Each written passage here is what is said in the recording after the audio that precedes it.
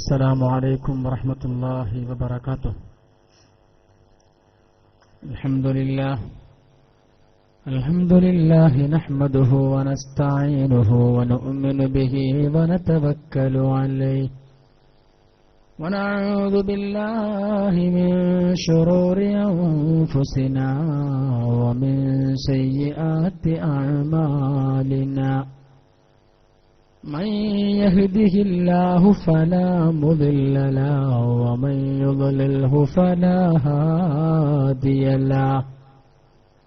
أشهد أن لا إله إلا الله وحده لا شريك له وأشهد أن نبينا ومولانا محمدا عبده ورسوله أرسله بالهدى ودين الحق ليظهره على الدين كله ولو كره المشركون.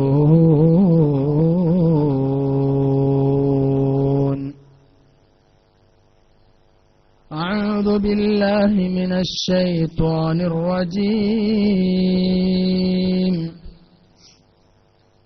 بسم الله الرحمن الرحيم. والذين ينقضون عهد الله من بعد ميثاقه ويقطعون ما أمر الله به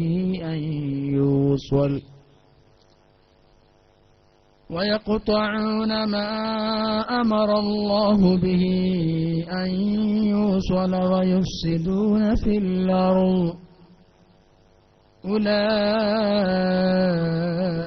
لهم اللعنة ولهم سوء الدار. صدق الله العلي العظيم. وقال نبينا ومولانا محمد صلى الله عليه وسلم: من أحب منكم أن يبسط له في رزقه وينسأ له في أثره فليصل رحمه. صدق رسوله النبي الكريم. يا ربي بالمصطفى بلغ مقاصدنا واغفر لنا ما مضى يا واسع الكرم. هو الحبيب الذي ترجى شفاعته لكل هول من الأهوال مقتحم. مولاي صل وسلم دائما أبدا على حبيبك خير الخلق كلهم. സർവാദരണീയരായ വന്ദരിൽ വന്ദരായ ഉസ്താദുമാർ, പണ്ഡിതന്മാർ, ഈ മഹല്ലിലെ കാരണവന്മാർ, കമ്മിറ്റി ഭാരവാഹികൾ, വിശിഷ്യ ഖുർആൻ ആസ്വാദന സദസ്സിന് ദുആ ചെയ്ത് അനുഗ്രഹിച്ച ബഹുമാനപ്പെട്ട എഴിപ്പുറം മുഹമ്മദ് മൗലവി MFB അവർകൾ, ഈ സദസ്സിന്റെ അധ്യക്ഷൻ ജനാബ് കെ ഖാദർ കുഞ്ഞ് ഹാജി, ഉദ്ഘാടന കർമ്മം നിർവഹിച്ച ഹാഫിസ് സൽമാൻ അൽ ഖാസിമി, നമ്മുടെ മഹല്ല് പ്രസിഡന്റ് അഭിവന്ദരായ പരീസ് സാഹിബ്, സർവാദരണീയരായ നമ്മുടെ മഹല്ല് ഇമാം, എന്റെ സുഹൃത്തു കൂടിയായ ബഹുമാനപ്പെട്ട അൻവരി ഉസ്താദ് അവർകൾ, അദ്ദേഹത്തിന്റെ വന്യ പിതാവ് നമ്മുടെ സദസ്സിലുണ്ട്, സ്റ്റേജിലുണ്ട്. അതുപോലെ പ്രത്യേകം പേരെടുത്ത് അഭിസംബോധന ചെയ്യപ്പെടേണ്ട വിശിഷ്ട വ്യക്തിത്വങ്ങൾ, ബഹുമാനപ്പെട്ട അബ്ദുസലാം മഹദി ഉസ്താദ്, മുഹമ്മദ് അനസ് ബാക്കവി, അബ്ദുൽ കരീം മൗലവി ഉസ്താദ്, അബ്ദുൽ ജബ്ബാർ ലത്തീഫ്, ഇബ്രാഹിം കുട്ടി ബാക്കവി എന്നപോലെയുള്ള ഉസ്താദുമാർ, നമ്മുടെ ഈ മഹല്ല് ദർസിന്റെയും ഹിഫ്ള് കോളേജിന്റെയും പ്രഗത്ഭരായ ഉസ്താദുമാർ, പണ്ഡിതന്മാർ, പ്രിയങ്കരായ ഉമ്മപെങ്ങന്മാർ, സഹോദരി സഹോദരങ്ങളെ, സമയം അല്പം വൈകിയതുകൊണ്ട് മറ്റൗപചാരികമായ അഭിസംബോധനകളിലേക്കൊന്നും കടന്നു ചെല്ലാതെ ഞാൻ എന്റെ വിഷയത്തിലേക്ക് പ്രവേശിക്കുകയാണ്. വളരെ സന്തോഷദായകമായ അഭിമാന മുഹൂർത്തത്തിലാണ് നമ്മുടെ ഈ നാട് ഇന്ന് മുഴുവനും. വളരെ വശ്യവും ആകർഷണീയവും പ്രൗഢവുമായ പ്രതാപമുള്ള ഒരു മജ്ലിസാണ് നമ്മുടെ മജ്ലിസ്. നമ്മുടെ നാട്ടിലെ നമ്മുടെ മക്കൾ പരിശുദ്ധ ഖുർആൻ പഠിച്ച് ഹിഫ്ളാക്കി മനഃപ്പാഠമാക്കി വളരെ സുന്ദരമായി നമ്മുടെ മുമ്പിൽ ഖുർആൻ പാരായണം നടത്തി നമ്മുടെ നാടിന് അഭിമാനം, അൽഹംദുലില്ലാ, നമ്മുടെ സ്വപ്നം സാക്ഷാത്കരിക്കപ്പെട്ട അഭിമാനം, ഏറ്റവും വലിയ അഭിമാനിക്കാൻ പറ്റിയ ഒരു സന്ദർഭമാണ് ഇത്. ഇത് കേവലം സ്വപ്നമല്ല, നാം കണ്ട സ്വപ്നം പൂവണിഞ്ഞ ഒരു ദിവസമാണ്. പൊതുവെ പല മഹല്ലുകളിലും ദർസും ഹിഫ്ള് കോളേജും ഒക്കെ ഉണ്ടാകുമെങ്കിലും അതിന്റെ പ്രയോജനം പൂർണ്ണമായും ആ നാടിന് ലഭിക്കാറില്ല. വിദേശ നാടുകളിൽ നിന്ന് വിദ്യാർത്ഥികൾ വന്ന് ആ നാട്ടുകാരുടെ ഭക്ഷണവും കഴിച്ച് അള്ളാഹുവിന്റെ അനുഗ്രഹം കൊണ്ട് ആലിമീങ്ങളായി പുറത്തുപോയി അവരുടെ നാടുകൾക്കും മറ്റു മഹല്ലുകൾക്കും സേവനം ചെയ്യുമ്പോൾ ആ നാടിന് അവരുടെ സേവനവും അവരുടെ സാന്നിധ്യവും കൊണ്ടുള്ള അനുഗ്രഹവും ഉണ്ടാകൽ വളരെ കുറവാണ്. എന്നാൽ അൽഹംദുലില്ലാ, നമ്മുടെ ഈ പാലക്കാമുകൾ, ഈ പള്ളിയിൽ, ഈ പ്രദേശത്ത് ഇത്തരത്തിലുള്ള ദർസ് ഹിഫ്ള് കോളേജിൽ നിന്ന് പഠനം നടത്തി ഖുർആൻ മനഃപ്പാഠമാക്കിയവർ മുഴുവനും 99% നമ്മുടെ ഈ നാട്ടുകാരാണ്. ഈ നാട്ടിലുള്ളവർ ഇവിടെ നിന്ന് പഠിച്ച് ഹാഫിളായി നമ്മുടെ മുമ്പിൽ അള്ളാഹുവിന്റെ അനുഗ്രഹം കൊണ്ട് അള്ളാഹ്ക്ക് എത്ര സ്തുതിച്ചാലും മതിയാകൂല. അൽഹംദുലില്ലാ, അതിന്റെ പ്രയോജനം 100% നമ്മുടെ നാടിന് തന്നെയാണ്. നമ്മുടെ കാരണവന്മാരുടെയൊക്കെ നന്മകളുടെ ഫലമായിട്ട് നമുക്ക് ഇങ്ങനെ ഒരു മുഹൂർത്തം അള്ളാഹു സമ്മാനിച്ചിരിക്കുകയാണ്. അള്ളാഹു ഈ പ്രതാപവും ഈ ഒരു ആത്മീയ ചൈതന്യവും ഈ മഹല്ലിന് നിലനിർത്തി തരുമാറാകട്ടെ. ആമീൻ. ഈ സ്ഥാപനത്തിന്റെ പ്രവർത്തനങ്ങൾക്ക് വേണ്ടി അകമഴിഞ്ഞ് സഹായിക്കുകയും വിലപ്പെട്ട കനപ്പെട്ട സമയങ്ങൾ നീക്കിവെക്കുകയും ചെയ്യുന്ന ഇതിന്റെ പ്രവർത്തകന്മാർ, കമ്മിറ്റി ഭാരവാഹികൾ, ഓരോരുത്തരെയും ഞാൻ പേരെടുത്ത് പ്രശംസിക്കുന്നില്ല. അവർക്ക് അല്ലാഹു ആഫിയത്തുള്ള, ആരോഗ്യമുള്ള ദീർഘായുസ്സും സാമ്പത്തികാഭിവൃദ്ധിയും കുടുംബ സ്വസ്ഥതയും സന്തോഷവും പ്രദാനം ചെയ്യുമാറാകട്ടെ. ആമീൻ എന്നുകൂടി ഞാൻ ദുആ ചെയ്യുകയാണ്. പ്രിയമുള്ള മുഅ്മിനീങ്ങളെ, നമ്മുടെ ഈ മഹല്ലിൽ നിന്നുള്ള വിദ്യാർത്ഥികൾക്ക് ദർസി പഠനവും ഭൗതികമായ പഠനവും ഇങ്ങനെ മതഭൗതിക സമന്വയ വൈജ്ഞാനിക വിപ്ലവാത്മകമായ സേവനങ്ങൾ ഇവിടെ നിന്ന് നടത്തപ്പെട്ടുകൊണ്ടിരിക്കുകയാണ്. വളരെ പ്രൗഢമായ ഒരു കെട്ടിടം നമ്മുടെ വിദ്യാർത്ഥികൾക്ക് വേണ്ടി ഏറെ വൈകാതെ പണി പൂർത്തിയാക്കപ്പെടേണ്ടത് ഉണ്ട് എന്ന് നിങ്ങൾക്കിവിടെ ഉസ്താദിന്റെ പ്രഭാഷണത്തിൽ നിന്ന് മനസ്സിലാക്കാൻ കഴിഞ്ഞു. ലക്ഷക്കണക്കിന് രൂപകൾ ചെലവ് വരുന്ന ഭീമമായ പദ്ധതി ആവിഷ്കരിച്ചുകൊണ്ടിരിക്കുകയാണ് നമ്മുടെ മഹല്ല് കമ്മിറ്റി ഭാരവാഹികൾ. അതിനു വേണ്ട സഹായങ്ങൾ ചെയ്യണമെന്ന് നിങ്ങളോട് മൈക്കിൽ വിളിച്ചു പറയേണ്ടതില്ല. കാരണം ഇത്രത്തോളം എത്തിച്ച നിങ്ങൾ പൂർണ്ണമായി ഇത് വിജയിപ്പിക്കും. പക്ഷെ ഉണർത്താൻ വേണ്ടി മാത്രമാണ് ഇവിടെ അത് സൂചിപ്പിച്ചത്. 7-7.5 ലക്ഷത്തോളം രൂപയുണ്ടെങ്കിൽ നമ്മുടെ വിദ്യാർത്ഥികൾക്ക് അവിടെ കൃത്യമായി, സൗകര്യപ്രദമായി, സുതാര്യമായി, വ്യവസ്ഥാപിതമായി പഠിക്കാനും ശ്രമിക്കാനും ഒക്കെ സാധിക്കും. സാമ്പത്തികമായി അള്ളാഹു അനുഗ്രഹം ചെയ്ത് ഒരുപാട് ആളുകൾ ഇവിടെയുണ്ട്. 1 ലക്ഷം രൂപ ഒരാളെ ഏറ്റെടുത്താൽ 7 ആളെ ഏറ്റെടുക്കാവുന്ന വിഷയമേ അതുള്ളൂ. അതുപോലെ ബാക്കിയുള്ള അനുബന്ധ വിഷയങ്ങളൊക്കെ നിങ്ങളുടെ ശ്രദ്ധയിലുണ്ടാകണം. നമ്മുടെ പരിപാടി കഴിയുന്നതിന് മുമ്പ് ഈ സംരംഭം നിങ്ങൾ വിജയിപ്പിക്കണമെന്ന് പ്രത്യേകം ഒന്നുകൂടി ഉണർത്താൻ ഞാൻ ആഗ്രഹിക്കുകയാണ്. ഇന്ന് നമുക്കിവിടെ ചർച്ച ചെയ്യാനുള്ള വിഷയം കുടുംബ ബന്ധങ്ങൾ എന്നുള്ളതാണ്. വളരെ കാര്യമാത്ര പ്രസക്തമായ ഒരു വിഷയമാണ്. അള്ളാഹു ഉൾക്കൊള്ളാനും ജീവിതത്തിൽ പകർത്താനും നമുക്ക് തൗഫീഖ് ചെയ്യുമാറാകട്ടെ. ആമീൻ. പ്രിയമുള്ള മുഅ്മിനീങ്ങളെ, ഒരുപാട് ആളുകൾ ദുആ ചെയ്യാൻ ആവശ്യപ്പെട്ടിട്ടുണ്ട്. നാളെ പ്രത്യേകം ദുആയും ദിക്ർ സദസ്സുമൊക്കെ ഇവിടെയുണ്ട്. ബഹുമാനപ്പെട്ട പാണക്കാട് നാസർ ഹയ്യ് ശിഹാബ് തങ്ങൾ കോഴിക്കോട് വലിയ കാലി കൂടിയായ ആ മഹാനുഭാവന നേതൃത്വത്തിലുള്ള ആത്മനിർവൃതിയുടെ പ്രാർത്ഥന സദസ്സ് നടത്തപ്പെടുകയാണ്. ഇതിനുവേണ്ടി സഹായിച്ചവർക്കൊക്കെയും പ്രത്യേക പ്രാർത്ഥന നാളെ ഉണ്ടാകുമെന്ന് ഞാൻ ഉണർത്താൻ ആഗ്രഹിക്കുകയാണ്. ബഹുമാനപ്പെട്ട അല്ലാമ സുയൂത്തി റഹ്മത്തുള്ളാഹി അലൈഹി ലോകം കണ്ട പ്രഗത്ഭനായ പ്രശസ്ത പണ്ഡിതനാണ്. 700-ലേറെ ഗ്രന്ഥങ്ങൾ ലോകത്തിന് സമ്മാനിച്ച് വിട പറഞ്ഞു പോയ വൈജ്ഞാനിക ലോകത്തെ വലിയ ജ്യോതിർഗോളമായിരുന്നു അല്ലാമ സുയൂത്തി റഹ്മത്തുള്ളാഹി അലൈഹി. ആ മഹാനുഭാവന്റെ ഗ്രന്ഥമുണ്ട് ഹുമാസി. അതിൽ അദ്ദേഹം നിരവധി ഹദീസുകൾ അപഗ്രഥനം ചെയ്തുകൊണ്ട് ഒരു സംഗതി രേഖപ്പെടുത്തുന്നുണ്ട്. എന്താണതെന്നറിയോ? നമ്മൾ അള്ളാഹുവിന്റെ മാർഗത്തിൽ ഒരു രൂപയെടുത്ത് ചെലവഴിച്ചാൽ മുമ്പ് കഴിഞ്ഞു പോയ അംബിയ മുർസലീങ്ങളുടെ ഉമ്മത്തിനേക്കാൾ അള്ളാഹു നമ്മുടെ സമുദായത്തിൽ മുത്തുനബിയുടെ ഉമ്മത്തായ നമുക്ക് നൽകിയ പ്രത്യേകത എന്താണെന്നറിയോ? ഒരു രൂപ നമ്മൾ ധർമ്മം കൊടുത്താൽ അതിന്റെ പ്രതിഫലം 1 അല്ല 10 ഓരോ നന്മക്കും 10 ഇരട്ടി പ്രതിഫലമാണ്. ഇമാം സുയൂത്തി റളിയല്ലാഹു അൻഹു രേഖപ്പെടുത്തുന്നു, ഒരു രൂപ, 1 ഉറുപ്യ നമ്മൾ അള്ളാഹുവിന്റെ മാർഗത്തിൽ ഒരു സാധുവിന് ധർമ്മം ചെയ്താൽ അതിന് 10 ഇരട്ടി പ്രതിഫലം ലഭിക്കുന്നു. ഇനി വലൗ അൻഫഖ്തഹു ലിഅഅമ, അധ്വാനിക്കാൻ ശേഷിയില്ലാത്ത 2 കണ്ണിനും കാഴ്ചയില്ലാത്ത ഒരു അന്ധനാണ്, കണ്ണുപൊട്ടനാണ് ആ 1 ഉറുപ്യ കൊടുത്തത് എങ്കിൽ അള്ളാഹു നൽകുന്ന പ്രതിഫലം 10 അല്ല 100 ഇരട്ടിയായി നൽകുമെന്ന് മുഹമ്മദ് മുസ്തഫ സല്ലല്ലാഹു അലൈഹി വസല്ലം. അപ്പൊ ഇരട്ടി എത്ര കൂടി?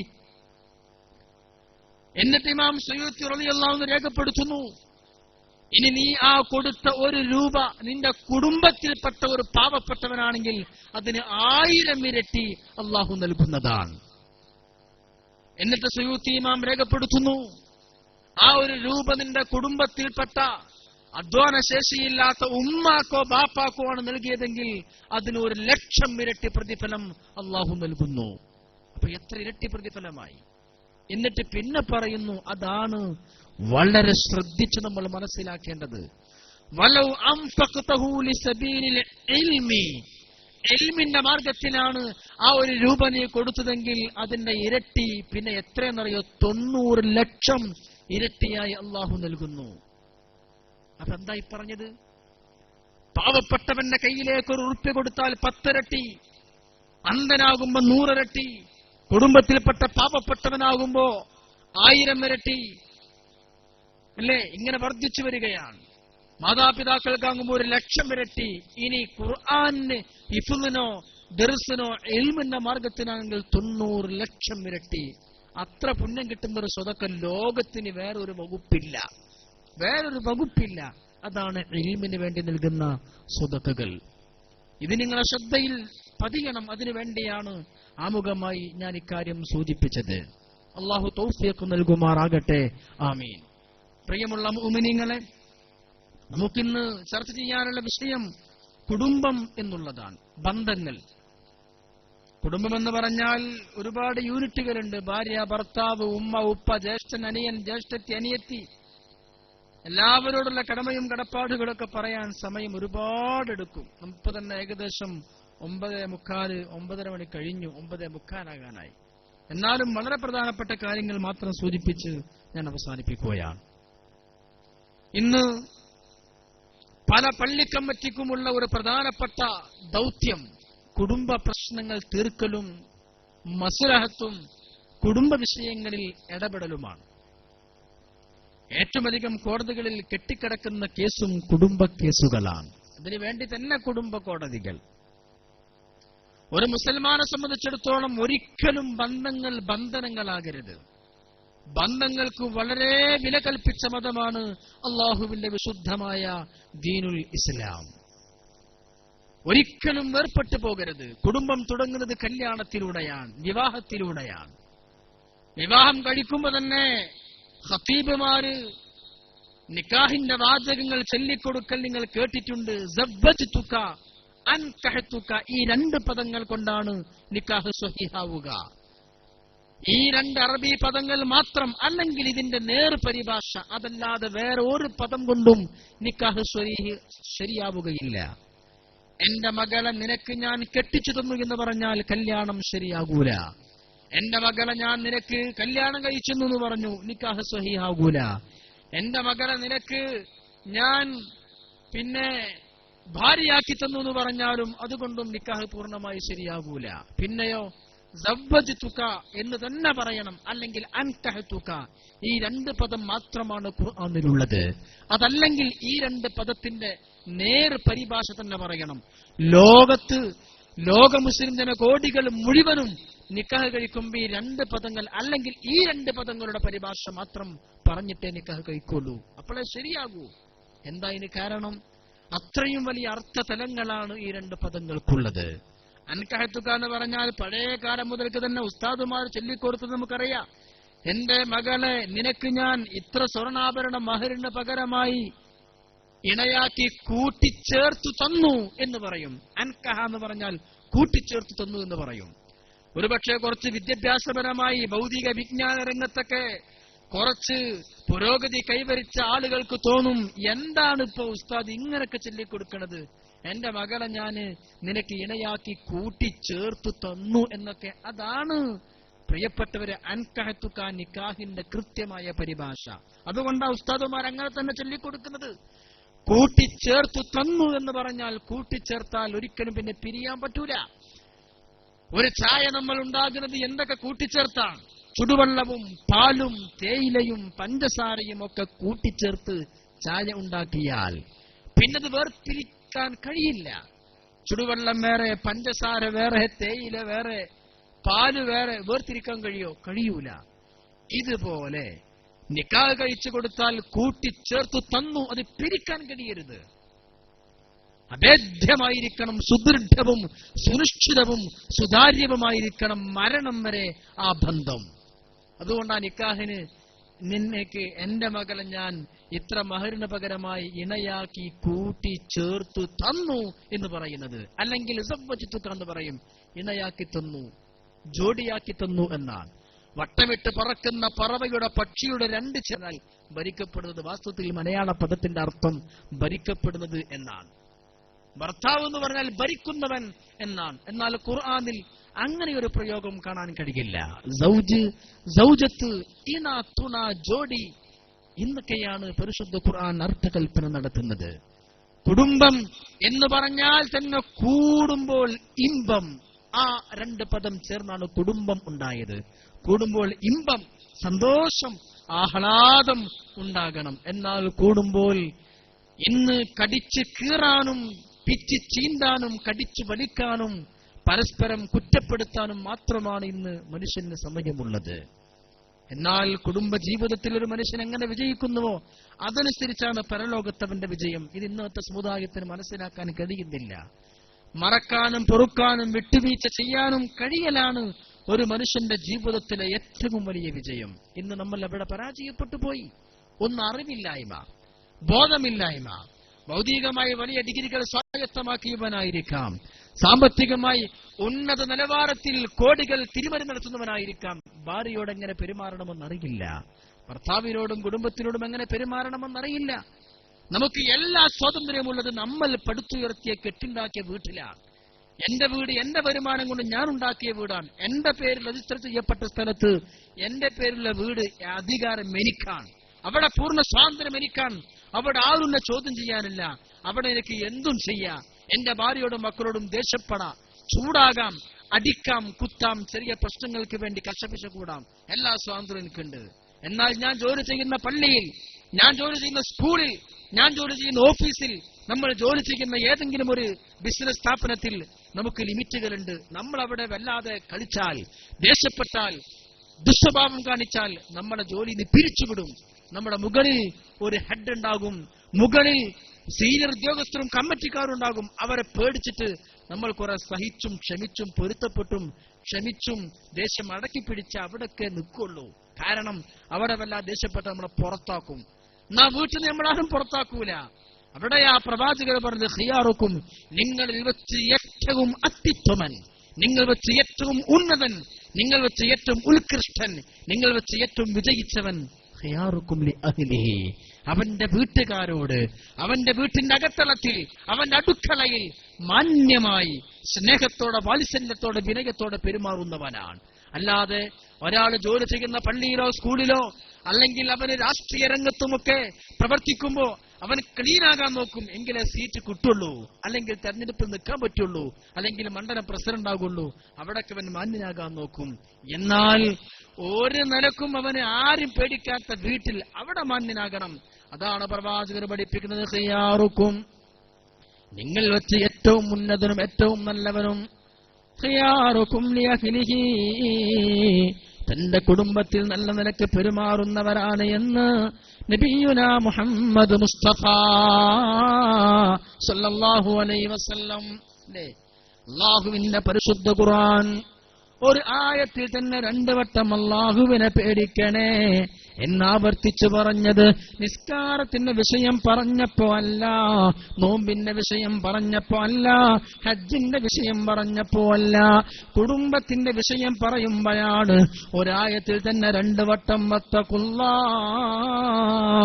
അല്ലാഹുവിനെ പേടിക്കണേ, അല്ലാഹുവിനെ ഭയപ്പെടണേ, അല്ലാഹുവിനെ സൂക്ഷിക്കണേ എന്ന് ആവർത്തിച്ചു പറയുന്നത് കുടുംബത്തിന്റെ വിഷയം പറയുമ്പോഴാണ്. വത്തഖുല്ലാഹല്ലദീ തസാലൂന ബിഹി വൽ അർഹാം, നിങ്ങൾ നിങ്ങളെ കുടുംബ ബന്ധം ചേർക്കുന്ന വിഷയത്തില് അല്ലാഹുവിനെ പേടിക്കണേ, ഭയപ്പെടണേ എന്ന് ഒരു ആയത്തിൽ തന്നെ 2 വട്ടം ഇത്തഖൂ, പേടിക്കണമെന്ന് ആവർത്തിച്ചു പറയുന്നത് കുടുംബത്തിന്റെ വിഷയം പറഞ്ഞപ്പോഴാണ്. നിസ്കാര വിഷയം പരാമർശിക്കുമ്പോഴല്ല, നോമ്പിന്റെ വിഷയം പരാമർശിക്കുമ്പോ അല്ല. അത്രയും സുദൃഢമാകണം കുടുംബ ബന്ധം എന്ന് മനസ്സിലാക്കാനാണ് അല്ലാഹു തആല ഇങ്ങനെ പറയുന്നത്. മാത്രമല്ല പരിശുദ്ധ ഖുർആന്റെ പ്രയോഗം പോലും നോക്കണം. വഅൻതും ലിബാസുൽ ലഹുന്ന ഹുന്ന ലിബാസുൽ ലക്കും, നിങ്ങളെ ഭാര്യമാർ നിങ്ങളെ വസ്ത്രങ്ങളാണ് എന്നാ ഖുർആൻ പറയുന്നത്. അറബിയിൽ ലിബാസ് എന്നാൽ ധരിച്ച വസ്ത്രത്തിനാണ് ലിബാസ് എന്ന് പറയുക. ടെക്സ്റ്റൈൽസിലുള്ള ആ ഡ്രസ്സുകൾക്ക് സിയാബ്, സൗബ് എന്നാ പറയുക. നമ്മൾ ശരീരത്തിനോട് ഒട്ടിച്ചേർന്ന് ധരിച്ചിരിക്കുന്ന വസ്ത്രത്തിനാണ് ഇപ്പോ ഞാൻ ധരിച്ചിരിക്കുന്ന ജുബ്ബയും ഈ തുണിയും. ഇത് ഞാനിപ്പോ ധരിച്ചിരിക്കുന്ന സന്ദർഭമാണ്, ഇതിനാണ് ലിബാസ് എന്ന് പറയുന്നത്. ഖുർആൻ പറഞ്ഞത് ഭാര്യമാരെ നിങ്ങൾ നിങ്ങളുടെ ഭർത്താക്കന്മാർക്ക് ധരിച്ചിരിക്കുന്ന വസ്ത്രങ്ങളാണ്, അത്രയും ഒട്ടിച്ചേർന്നതാണ് എന്നും അത്രയും ബന്ധമുണ്ടെന്ന് പറയുമ്പോ ഏതോ ചില്ലറ വിഷയത്തിന്റെ പേരിലാണ് ഭാര്യയും ഭർത്താവും പിണങ്ങുന്നത്, 2 കുടുംബം പിണങ്ങുന്നത്. ഇവിടെ നമ്മൾ ചിന്തിക്കുന്നില്ല. അല്ലാഹുവിന്റെ മുത്തുനബി തങ്ങൾ പറയുന്നത് 3 ആളുകള് അവരെ എത്ര നിസ്കരിച്ചാലും, എത്ര തലകുത്തി മറിഞ്ഞ ആയിരക്കണക്കിന് റക്അത്ത് നമസ്കരിച്ചാലും അവർ നിസ്കാരങ്ങൾ അവരെ തലക്കുമീതെ അള്ളാന്റെ പുണ്യപ്രവാചകർ പറയുകയാണ് ഒരു ചാൻ മുകളിലേക്ക് ഉയരുകയില്ല. പാതിരാത്രി പൊട്ടിക്കരഞ്ഞ് നിസ്കരിച്ച് ദുആ ചെയ്താലും അവരെ നിസ്കാരം അല്ലാഹു ഉയർത്തി കൊണ്ടുപോവുകയില്ല, ഒരു ചാൻ മുകളിലേക്ക് സ്വീകരിക്കപ്പെടുകയില്ല. ആര് എന്നറിയോ? ഏതെങ്കിലും പെണ്ണ് ആ പെണ്ണിന്റെ ഭർത്താവിന്റെ ഉള്ളില് അവളോട് വെറുപ്പോ ദേഷ്യമോ പിണക്കമോ ഉണ്ട്, ഭർത്താവിനോട് ദേഷ്യമുണ്ട്, പെണ്ണിനോട് അല്പം വെറുപ്പുണ്ട് ഭർത്താവിനെ വിഷമിച്ച പെണ്ണാണോ എങ്കിൽ അവളെ നിസ്കാരം ഒരു ചാ മുകളിലേക്ക് ഉയർത്തപ്പെടുകയില്ലെന്ന് പറയുമ്പോ ഇന്ന് എത്ര പെണ്ണുങ്ങളാ ഭർത്താക്കന്മാരെ കണ്ണീര് കുടിപ്പിച്ചു കൊണ്ടിരിക്കുന്നത്. തിരിച്ചുമുണ്ട് അല്ലാഹുവിന്റെ പുണ്യപ്രവാചകർ ഈ ലോകത്തോട് വിട പറയാ പോകുമ്പോ നബിതങ്ങൾക്ക് ശക്തമായ വേദനയുണ്ട്. മരണത്തിന്റെ വേദനയുടെ കാഠിന്യം കൊണ്ട് ഒരു ശീലയെടുത്തൊരു ഗ്ലാസ് വെള്ളത്തിൽ മുക്കിയിട്ട് നബിതങ്ങൾ നെറ്റിയിൽ ഇങ്ങനെ തടവുകയാണ്. എന്നിട്ട് പറയുന്നു അലാ ഇന്നലിൽ മൗതി സകറാത്ത്, മരണത്തിനു വല്ലാത്ത വല്ലാത്ത വേദനയുണ്ട് എന്ന് പറഞ്ഞുകൊണ്ട് വേദനിച്ചുകൊണ്ട് നബി തങ്ങൾ ഈ ലോകത്തോട് വിട പറയുമ്പോ അല്ലാഹുവിന്റെ റസൂലിന്റെ ചുണ്ടുകൾ ഇങ്ങനെ മെല്ലെ അനങ്ങുകയാ, എന്തോ പറയുന്ന പോലെ. പക്ഷേ ശബ്ദം പുറത്തേക്ക് വരുന്നില്ല.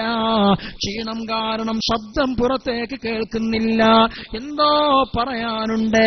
അല്ലാഹുവിന്റെ റസൂലിന്റെ ചുണ്ടുമെല്ല അനങ്ങിക്കൊണ്ടിരിക്കുമ്പോ അലി റളിയല്ലാഹു അൻഹു അതാ പൊന്നാര മരുമകൻ ഓടി വന്നുകൊണ്ട് അല്ലാഹുവിന്റെ റസൂലിന്റെ ചുണ്ടിനു താഴെ തന്റെ ചെവിയങ്ങ് വെച്ചു കൊടുക്കുമ്പോൾ എന്താണ് നബി തങ്ങൾ പറയുന്നതെന്നോ?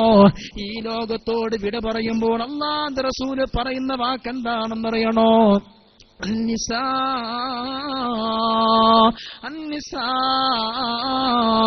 മനുഷ്യന്മാരെ, നിങ്ങളെ അമ്മോശന്മാരുടെ ഭാര്യമാരുടെ ബാപ്പമാരെ കൈപിടിച്ചുകൊണ്ട് നിങ്ങൾ കരാറ് വാങ്ങിയ ഭാര്യമാരുണ്ടല്ലോ, അവരുടെ വിഷയത്തിൽ അല്ലാഹുവിനെ പേടിക്കണേ, ഭയക്കണേ എന്നാണ് അല്ലാഹുവിന്റെ റസൂൽ ലോകത്തോട് വിട പറയുമ്പോ അവസാനമായി നമ്മോട് പറയുന്ന വാക്ക് ഭാര്യമാരോടുള്ള കടപ്പാട് മറക്കണ്ട.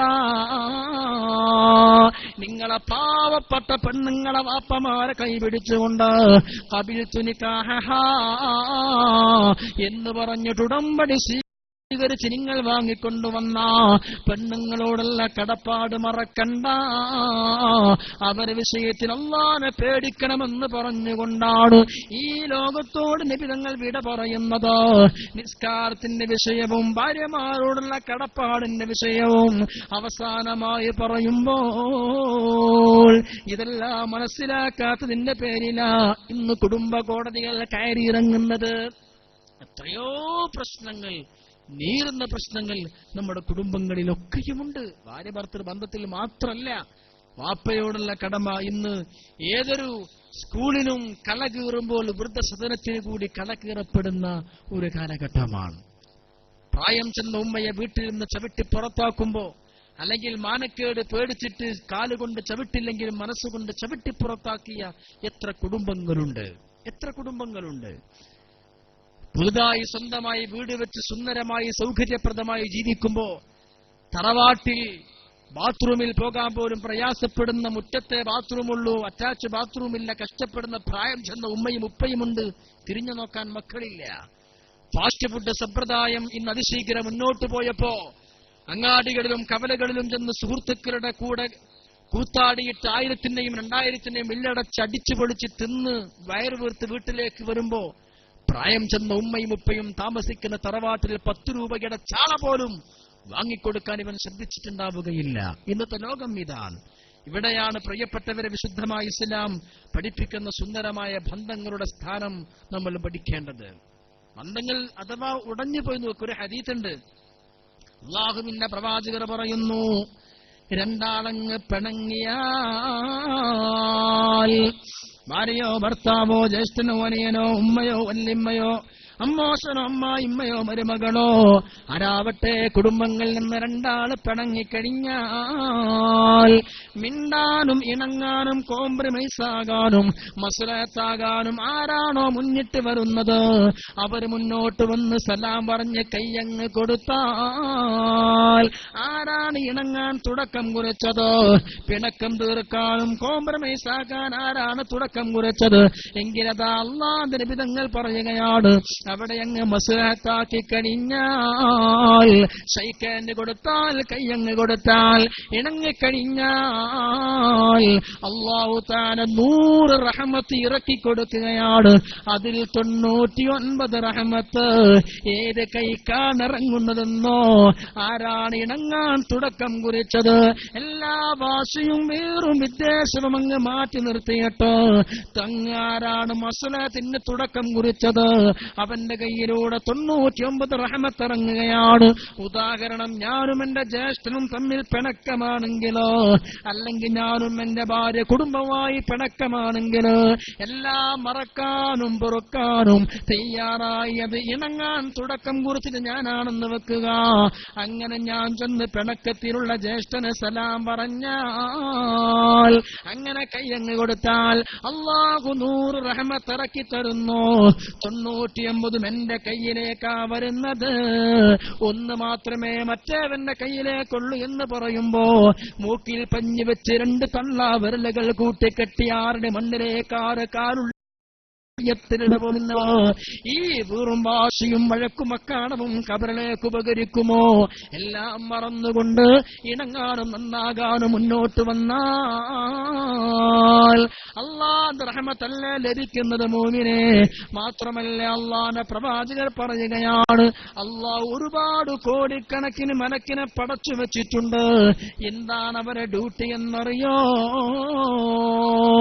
മഴ പെയ്യിപ്പിക്കാൻ അല്ലാഹുവിന് മലക്കുണ്ട്, റൂഹിനെ പിടിക്കാൻ പ്രത്യേകം മലക്ക് ഉണ്ട്, സൂറന്ന കാകളത്തിൽ ഊതാ മലക്ക് ഉണ്ട്. ഇതുപോലെ അല്ലാഹു വേറെ കോടിക്കണക്കിന് മലക്കുകളെ പടച്ചിട്ടുണ്ട്. അവർക്കുള്ള പണി എന്തെന്നറിയണോ? കുടുംബ ബന്ധം പുലർത്തുന്നവർക്ക് ദുആ ചെയ്യൽ മാത്രമാണ്. വേറെ ഡ്യൂട്ടി അവർക്കില്ല, വേറെ പണിയൊന്നുമില്ല. ഒരേ ഒരു പണി. ആരാണ് കുടുംബ ബന്ധം ചേർക്കുന്നത് അവർക്ക് ദ്വാരം കൊടുക്കുക, അവർക്ക് പ്രാർത്ഥിക്കുക, അവർക്ക് പൊറുക്കലിനെ തേടുക. അതിനു വേണ്ടി മാത്രം അള്ളാഹു പ്രത്യേക മലക്കുകളെ പടച്ചു വെച്ചിട്ടുണ്ടെന്ന് പറയുമ്പോ ഇന്ന് മനുഷ്യന്റെ തിരക്കുകൾക്കിടയിൽ കുടുംബത്തിന്റെ കൂടെ സമയം ചെലവഴിക്കാൻ കിട്ടണില്ല. ഒരു ഹദീസ് നോക്കൂ നിങ്ങൾ, എത്ര സുന്ദരമാ മുത്തുനബി തങ്ങൾ പഠിപ്പിക്കുന്ന ഹദീസ് അറിയോ? എന്താ ഹദീസ്? അള്ളാഹു ഭൂമിയിലേക്ക് നോക്കിയാൽ ഈ ഭൂമിയിൽ നിന്ന് അള്ളാഹുവിന് ഏറ്റവും ഇഷ്ടമുള്ള കാഴ്ച, ഈ ഭൂമിയിലേക്ക് അള്ളാഹു തിരിഞ്ഞു നോക്കിയാൽ അള്ളാഹിന് ഏറ്റവും അള്ളാഹുവിന് ഇഷ്ടമുള്ള രംഗം ഏതെന്നറിയോ? എല്ലാവരും ഒപ്പമിരുന്ന് ദിക്ർ ചെല്ലുന്ന കാഴ്ചയല്ല, എല്ലാവരും ഒപ്പമിരുന്ന് നിസ്കരിക്കുന്ന രംഗവുമല്ല, എല്ലാവരും ഒരുമിച്ചിരുന്നിട്ട് കഅബാലയത്തെ തവാഫ് ചെയ്യുന്ന രംഗവുമല്ല. അള്ളാന്റെ മുത്തുനബി തങ്ങൾ പറയുകയാണ്, ആകാശലോകത്ത് നിന്ന് അള്ളാഹു ഭൂമിയിലേക്ക് അങ്ങ് നോക്കിയാൽ ഈ ഭൂമിയിൽ നിന്ന് അവന്റെ അടിമകളിൽ നിന്ന് അവന് ഏറ്റവും ഇഷ്ടമുള്ള കാഴ്ച ഏതാണെന്നറിയണോ? അയ്യൽകുലറജുലു, ഒരു കുടുംബനാഥൻ തിന്നലാണ്. മഅയാലിഹി അലാമാഇദാ, അവന്റെ കുടുംബസമേതം ഒരു വട്ടം ഇരുന്നു കൊണ്ട്, കുടുംബസമേതം ടേബിളിൽ ഇരുന്നു കൊണ്ട്, സുപ്രക്ക് ചുറ്റും അതാ കുടുംബസമേതം ഇരുന്ന് ഭക്ഷണം കഴിക്കുന്ന രംഗം, അതാണ് അല്ലാഹുവിന് ഏറ്റവും ഇഷ്ടമെന്ന് പറയുമ്പോ സഹോദരങ്ങളെ ഒന്നോർക്കണേ, ചിന്തിച്ചു നോക്കണേ നിങ്ങള്. പടച്ച തമ്പുരാൻ ഭൂമിയിലേക്ക് നോക്കുമ്പോൾ ഒരു കുടുംബനാഥൻ ഭാര്യയുടെയും മക്കളുടെയും ഉമ്മാന്റെയും ബാപ്പാന്റെയും കൂടെ ഇരുന്നു കൊണ്ട്, ഡൈനിങ് ഹാളിൽ ഡൈനിങ് ടേബിളിൽ ഒപ്പം ഇരുന്നു കൊണ്ട് തിന്നാനും കുടിക്കാനും ഒപ്പം ഇരുന്നങ്ങനെ ഭക്ഷണം കഴിക്കുന്ന രംഗം, അതാണ് ഏറ്റവും ഇഷ്ടമെന്ന് പറയുമ്പോൾ എല്ലാവരും കൂടി വട്ടം കൂടി ദിക്ർ ചെല്ലുന്ന രംഗമാണ് എന്നല്ല പറയുന്നത്. കെട്ടോളെയും കുട്ടികളെയും ഒരുമിച്ചിരുത്തിയിട്ട് ഒരുമിച്ചിരുന്ന് തിന്നുന്ന രംഗം അല്ലാഹുവിന് ഇഷ്ടമാണെന്ന് പറയുമ്പോ അത്രത്തോളം കുടുംബത്തിനോട് ഏതൊരാൾക്കും അറ്റാച്ച്മെന്റ് വേണമെന്നല്ലേ പഠിപ്പിക്കുന്നത്. എന്നാൽ ബിസിനസ് സാമ്രാജ്യം കെട്ടിപ്പടുക്കാനുള്ള മനുഷ്യന്റെ തിരക്കുകൾക്കിടയിൽ പാതിരാത്രി അവസാനത്തെ ടയറും റോട്ടിലൂടെ ഉരുണ്ട് കഴിഞ്ഞാൽ, അങ്ങാടിയിൽ അവസാനത്തെ ഷട്ടറും താഴ്ന്നു കഴിഞ്ഞാൽ, വീട്ടിലേക്ക് കയറി വരുമ്പോ കൂർക്കം വലിച്ച് കിടന്നുറങ്ങുന്ന പൊന്നുമക്കളുടെ ആ സൗണ്ടല്ലേ കേൾക്കാൻ കഴിയുന്നത്. സഹോദരങ്ങളെ, നിന്റെ മക്കളെ ചിരി കാണാനും കരച്ചിൽ കാണാനും അവരെ കൂടെ ഇരുന്ന് ഭക്ഷണം കഴിക്കാനും സമയം കണ്ടെത്തിയാൽ അതാണ് ഏറ്റവും വലിയ ഇബാദത്തെന്ന് മുത്തുനബി തങ്ങൾ പറയുമ്പോ അല്ലാഹുവിന്റെ റസൂൽ പഠിപ്പിക്കുന്ന മറ്റൊരു ഹദീസുണ്ട്. അവലുമായി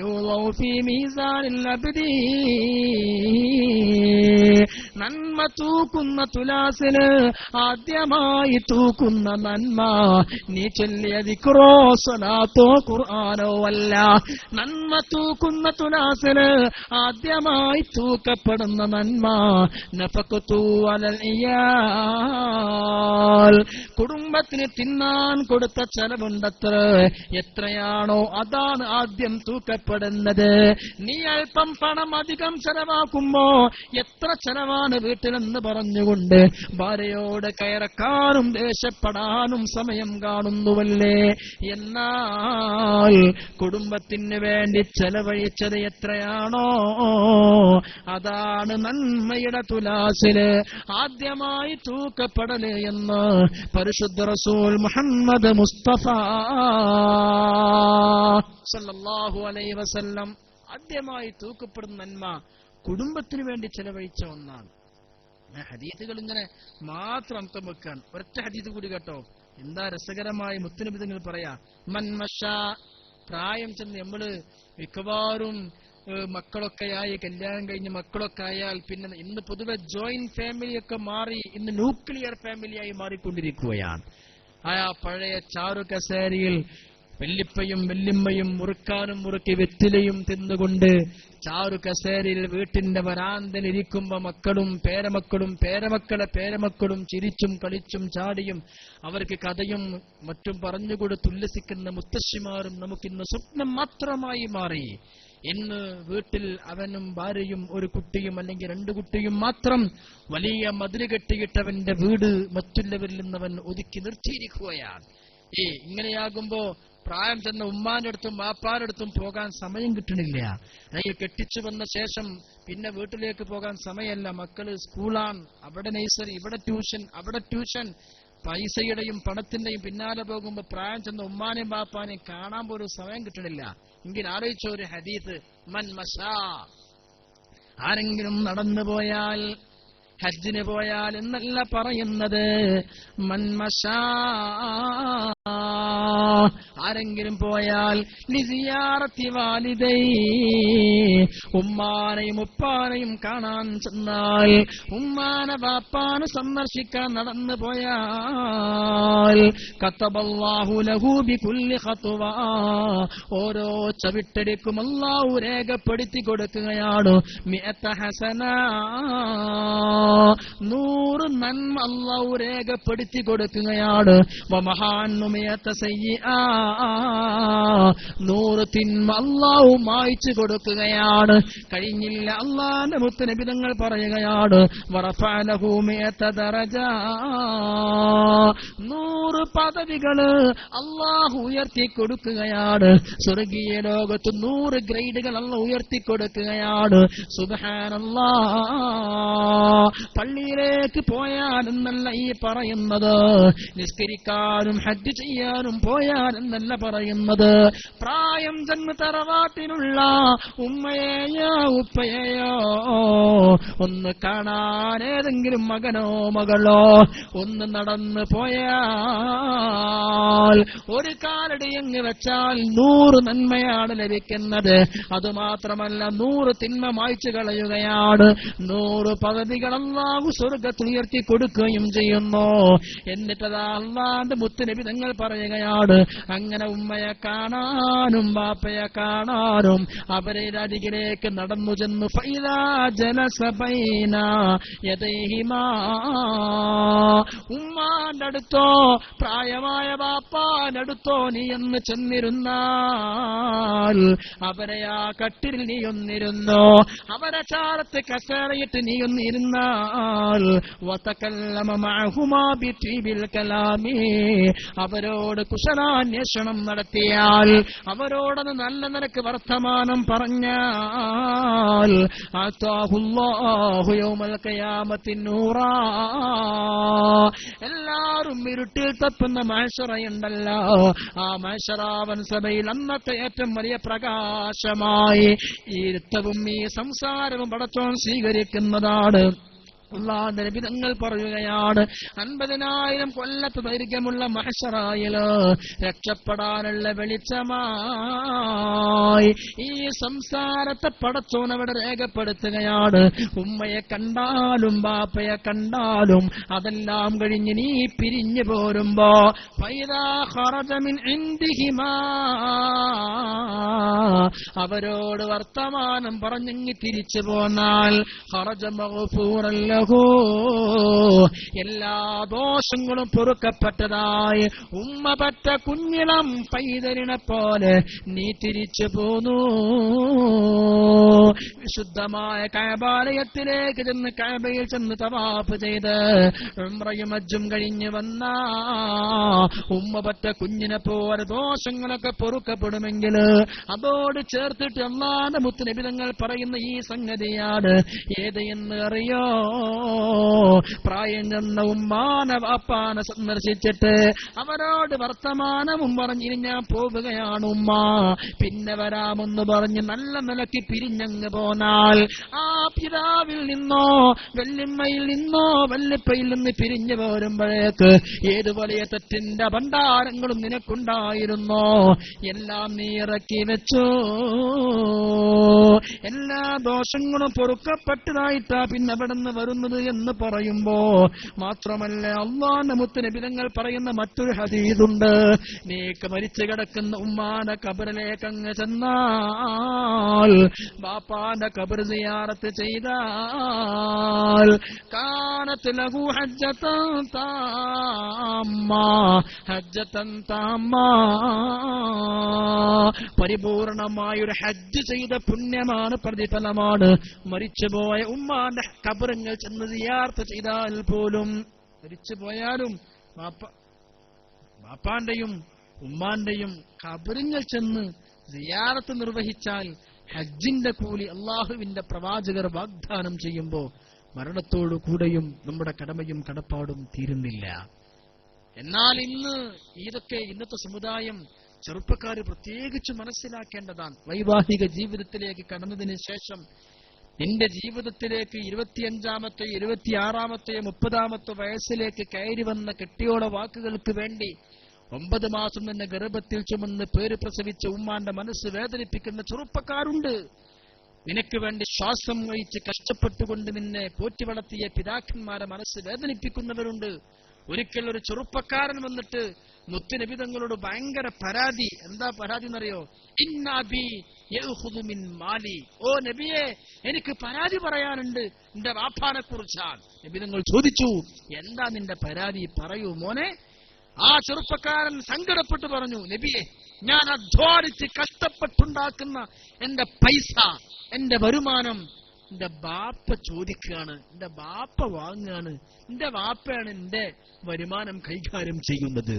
എന്റെ വാപ്പ എനിക്ക് വല്ലാത്ത ശല്യായിട്ടുണ്ട് എന്ന് ബാപ്പാനെ കുറിച്ച് പരാതിപ്പെട്ടു. മക്കൾക്ക് ഇന്ന് പലപ്പോഴും പരാതിയാ, ഉമ്മാക്ക് എത്ര കൊടുത്താലും പോരാ, വാപ്പാക്ക് എത്ര കൊടുത്താലും പോരാ, ഞാൻ മാത്രമാണോ മകൻ, വേറെ മക്കളില്ലേ എന്നൊരു ചിന്തയുണ്ടെങ്കിൽ നോക്കൂ നിങ്ങൾ. അല്ലാഹുവിന്റെ പ്രവാചകന്റെ മുമ്പിൽ വന്നുകൊണ്ട് ഈ ചെറുപ്പക്കാരൻ പറയുന്ന സങ്കടം, പരിഭവം ബാപ്പാനെ കുറിച്ച്, എന്റെ ബാപ്പ യഖുദു മിൻ മാലി, എന്റെ സ്വത്ത് വാപ്പെടുക്കുന്നുണ്ട്, എന്റെ വരുമാനം ബാപ്പ ചോദിച്ചു വാങ്ങുന്നുണ്ട് എന്നാ. നബി തങ്ങൾ പറഞ്ഞു, ഓ ശരി, ഞാൻ നിന്റെ വാപ്പാനെ വിളിച്ചൊന്ന് ചോദിക്കട്ടെ, നീ പോ, ഞാൻ നിന്റെ വാപ്പാനെ വിളിച്ച് അന്വേഷിക്കട്ടെ. നബി തങ്ങൾ ആ ചെറുപ്പക്കാരനെ പറഞ്ഞു വിട്ടു. പിറ്റേ ദിവസം ആ ചെറുപ്പക്കാരന്റെ വാപ്പാനെ കൊണ്ടുവരപ്പെട്ടു. സ്വഹാബികൾ ആ പിതാവിനെ പിടിച്ചു കൊണ്ടുവന്നു. അപ്പോ ആ പിതാവോ വയത്തമായല്ലോ യമീനം വശിമാല, വളരെ പ്രായം ചെന്ന, വളരെ വയസ്സനായി, നടക്കാൻ പോലും കഴിയാതെ ഇങ്ങനെ വളഞ്ഞൊരു വടി കുത്തിയിട്ടാണ് കടന്നു വരുന്നത്.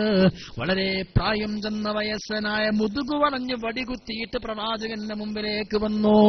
നബി തങ്ങളോട് പറഞ്ഞു, നബിയേ നിങ്ങൾ എന്തിനാണ് എന്നെ വിളിച്ചത്? നബി തങ്ങൾ പറഞ്ഞു, ഉപ്പാ നിങ്ങളെ മകൻ വന്ന് നിങ്ങളെ കുറിച്ച് പരാതി പറഞ്ഞു. നിങ്ങൾ മകനോട് പൈസ ചോദിക്കുന്നുവല്ലേ? നിങ്ങളാണ് മകന്റെ പണം കൈകാര്യം ചെയ്യുന്നത്. നിങ്ങൾ മകന്റെ പണമെടുക്കുന്നു എന്ന പരാതിയുമായി നിങ്ങളെ മകൻ വന്നെന്നോട് ഇന്നലെ പരാതി പറഞ്ഞു, കേസ് ഫയൽ ചെയ്തു, അതിനാ നിങ്ങളെ വിളിപ്പിച്ചതെന്ന് പറയുമ്പോ ഈ പ്രായം ചെന്ന ഉപ്പാന്റെ കണ്ണുകൾ നിറയുകയാ. അപ്പോഴേക്ക് മുഖറബുൽ അംലാക്ക് ജിബ്രീൽ ഇറങ്ങി വന്ന് അല്ലാഹുവിന്റെ നബി തങ്ങളോട് പറയുകയാ, നബിയെ, ഈ പ്രായം ചെന്ന ഉപ്പയുണ്ടല്ലോ, ഇയാളൊരു കവിയാണ്. നല്ല കവിതാ മനോഭാവമുള്ള, നല്ല കവിതാ മനസ്സുള്ള, മനസ്കതയുള്ളവരാണ്. ഇവർക്ക് നല്ല കവിതാഭാവമുണ്ട്, നല്ല കാവ്യഭാവമുണ്ട്. ഈ പ്രായം ചെന്ന മനുഷ്യന്റെ ഹൃദയത്തിൽ ഒരു പാട്ട് ഇങ്ങനെ കടക്കുകയാണ്. നബിയെ, ഒരു കവിത കടന്നു വരികയാണ്. ഈ വിഷമം പ്രയാസം കവിതയായി പറയാൻ അയാളെ മനസ്സിലുണ്ട്. അതുകൊണ്ട് ആ കവിതയൊന്ന് പാടാൻ പറയൂ എന്ന് ജിബ്രീൽ പറയുമ്പോ നബി തങ്ങൾ ഈ ബാപ്പാനോട് വിഷമത്തോടെ പറയുകയാണ്, ഉപ്പാ, നിങ്ങളെ മനസ്സിലൊരു കവിതയുണ്ടല്ലോ, നിങ്ങളെ മനസ്സിലുള്ള കവിതയൊന്ന് ചൊല്ലേ, ആ പാട്ടങ്ങ് പാടൂ, ആ കവിതയങ്ങ് പാടൂ എന്ന് പറയുമ്പോൾ പ്രായം ചെന്ന ഈ വയസ്സനായ, ഈ വടിയും കുത്തി പിടിച്ച് മുതുകു വളഞ്ഞു വന്ന പ്രായം ചെന്ന ഈ മനുഷ്യൻ തന്റെ മനസ്സിൽ മുളച്ചു വന്ന കവിതയങ്ങനെ വിധങ്ങളെ മുമ്പിൽ പാടിക്കൊടുക്കുകയാണ്.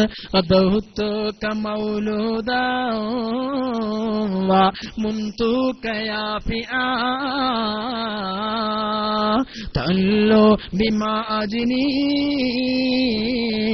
അലൈക വതൻഹലോ. ഇന്നലെ വന്ന് പരാതി പറഞ്ഞ മകനെ കുറിച്ചുള്ള പരിഭവം കവിതയായി മുളപൊട്ടുകയാണ്. ഇന്നലെ വന്ന് പരാതി പറഞ്ഞ മകനെ കുറിച്ചുള്ള പരിഭവം കവിതയായി പാടി കേൾപ്പിച്ചു. പൊന്നുമോനെ, നിന്നെ ഞാൻ എത്രമേൽ കഷ്ടപ്പെട്ടാണ് നിന്നെ ഞാൻ വളർത്തിയത്. നീ വളരാനും ഉയരാനും വലുതാകാനും എത്ര ഞാൻ അധ്വാനിച്ചിരുന്നു മോനെ. എത്ര കഷ്ടപ്പെട്ട് നിന്നെ ഞാൻ തീറ്റിപ്പോറ്റി വളർത്തി. എന്നിട്ട് ഞാൻ നിന്റെ പണമെടുത്തപ്പോഴേക്ക് അല്ലാഹുവിന്റെ റസൂലിന്റെ മുമ്പിൽ വന്ന് നീ എന്നെ കുറ്റപ്പെടുത്തിയോ, എന്നെ നീ പരാതി പറഞ്ഞോ. إذا ليلة ضاقتك بالسقم لم أبين لسقمك إلا ضامرا تململ. മോനെ, എത്ര രാത്രിയാ നിനക്ക് വേണ്ടി ഉറക്കമൊഴിച്ചിരുന്നത്.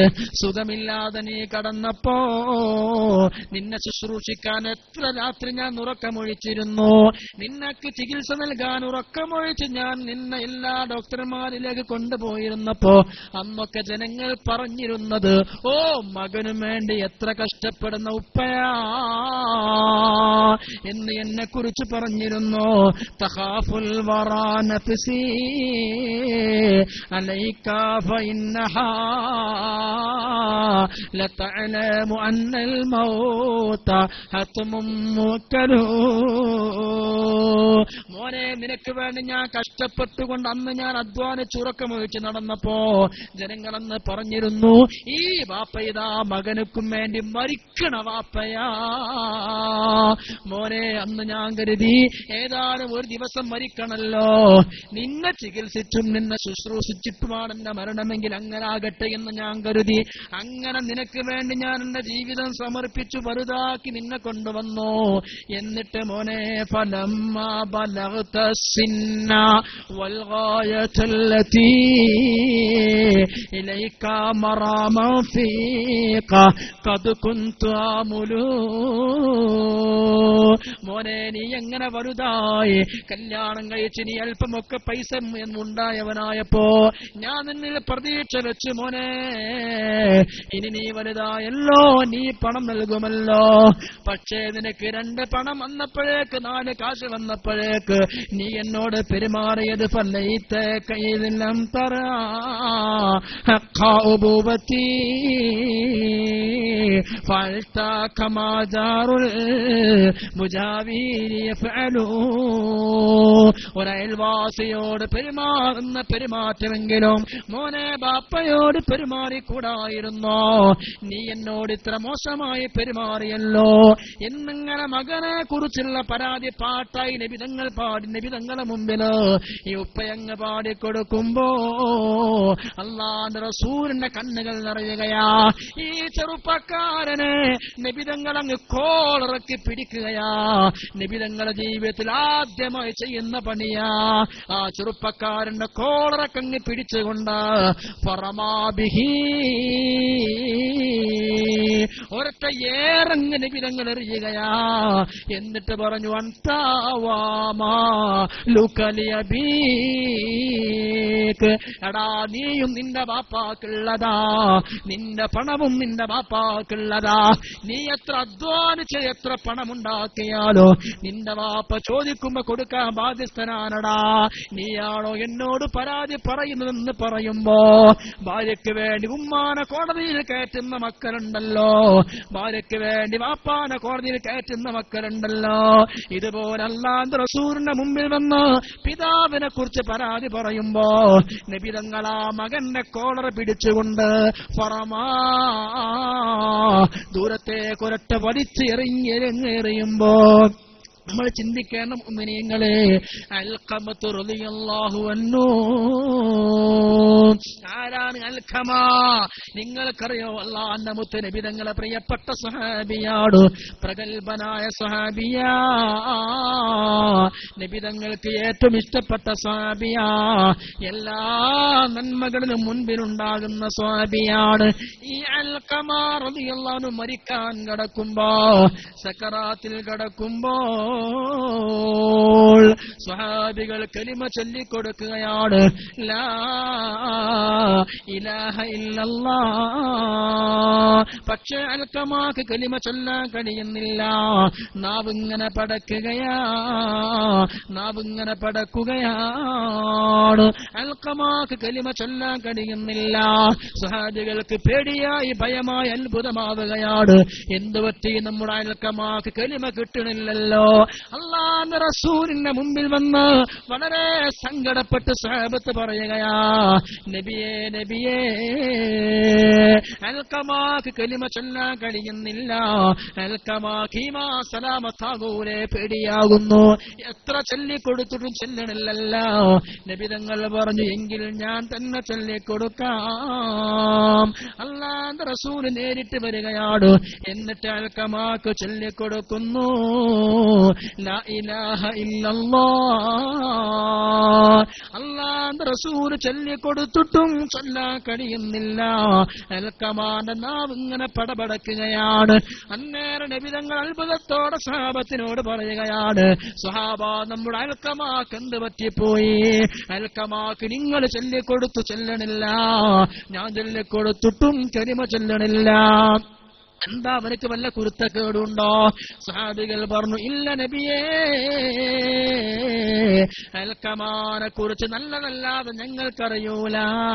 പക്ഷേ അൽഖമാന്റെ ഉമ്മയും അദ്ദേഹവും തമ്മിൽ എന്തോ ചെറിയ നീരസമുണ്ടായിരുന്നു.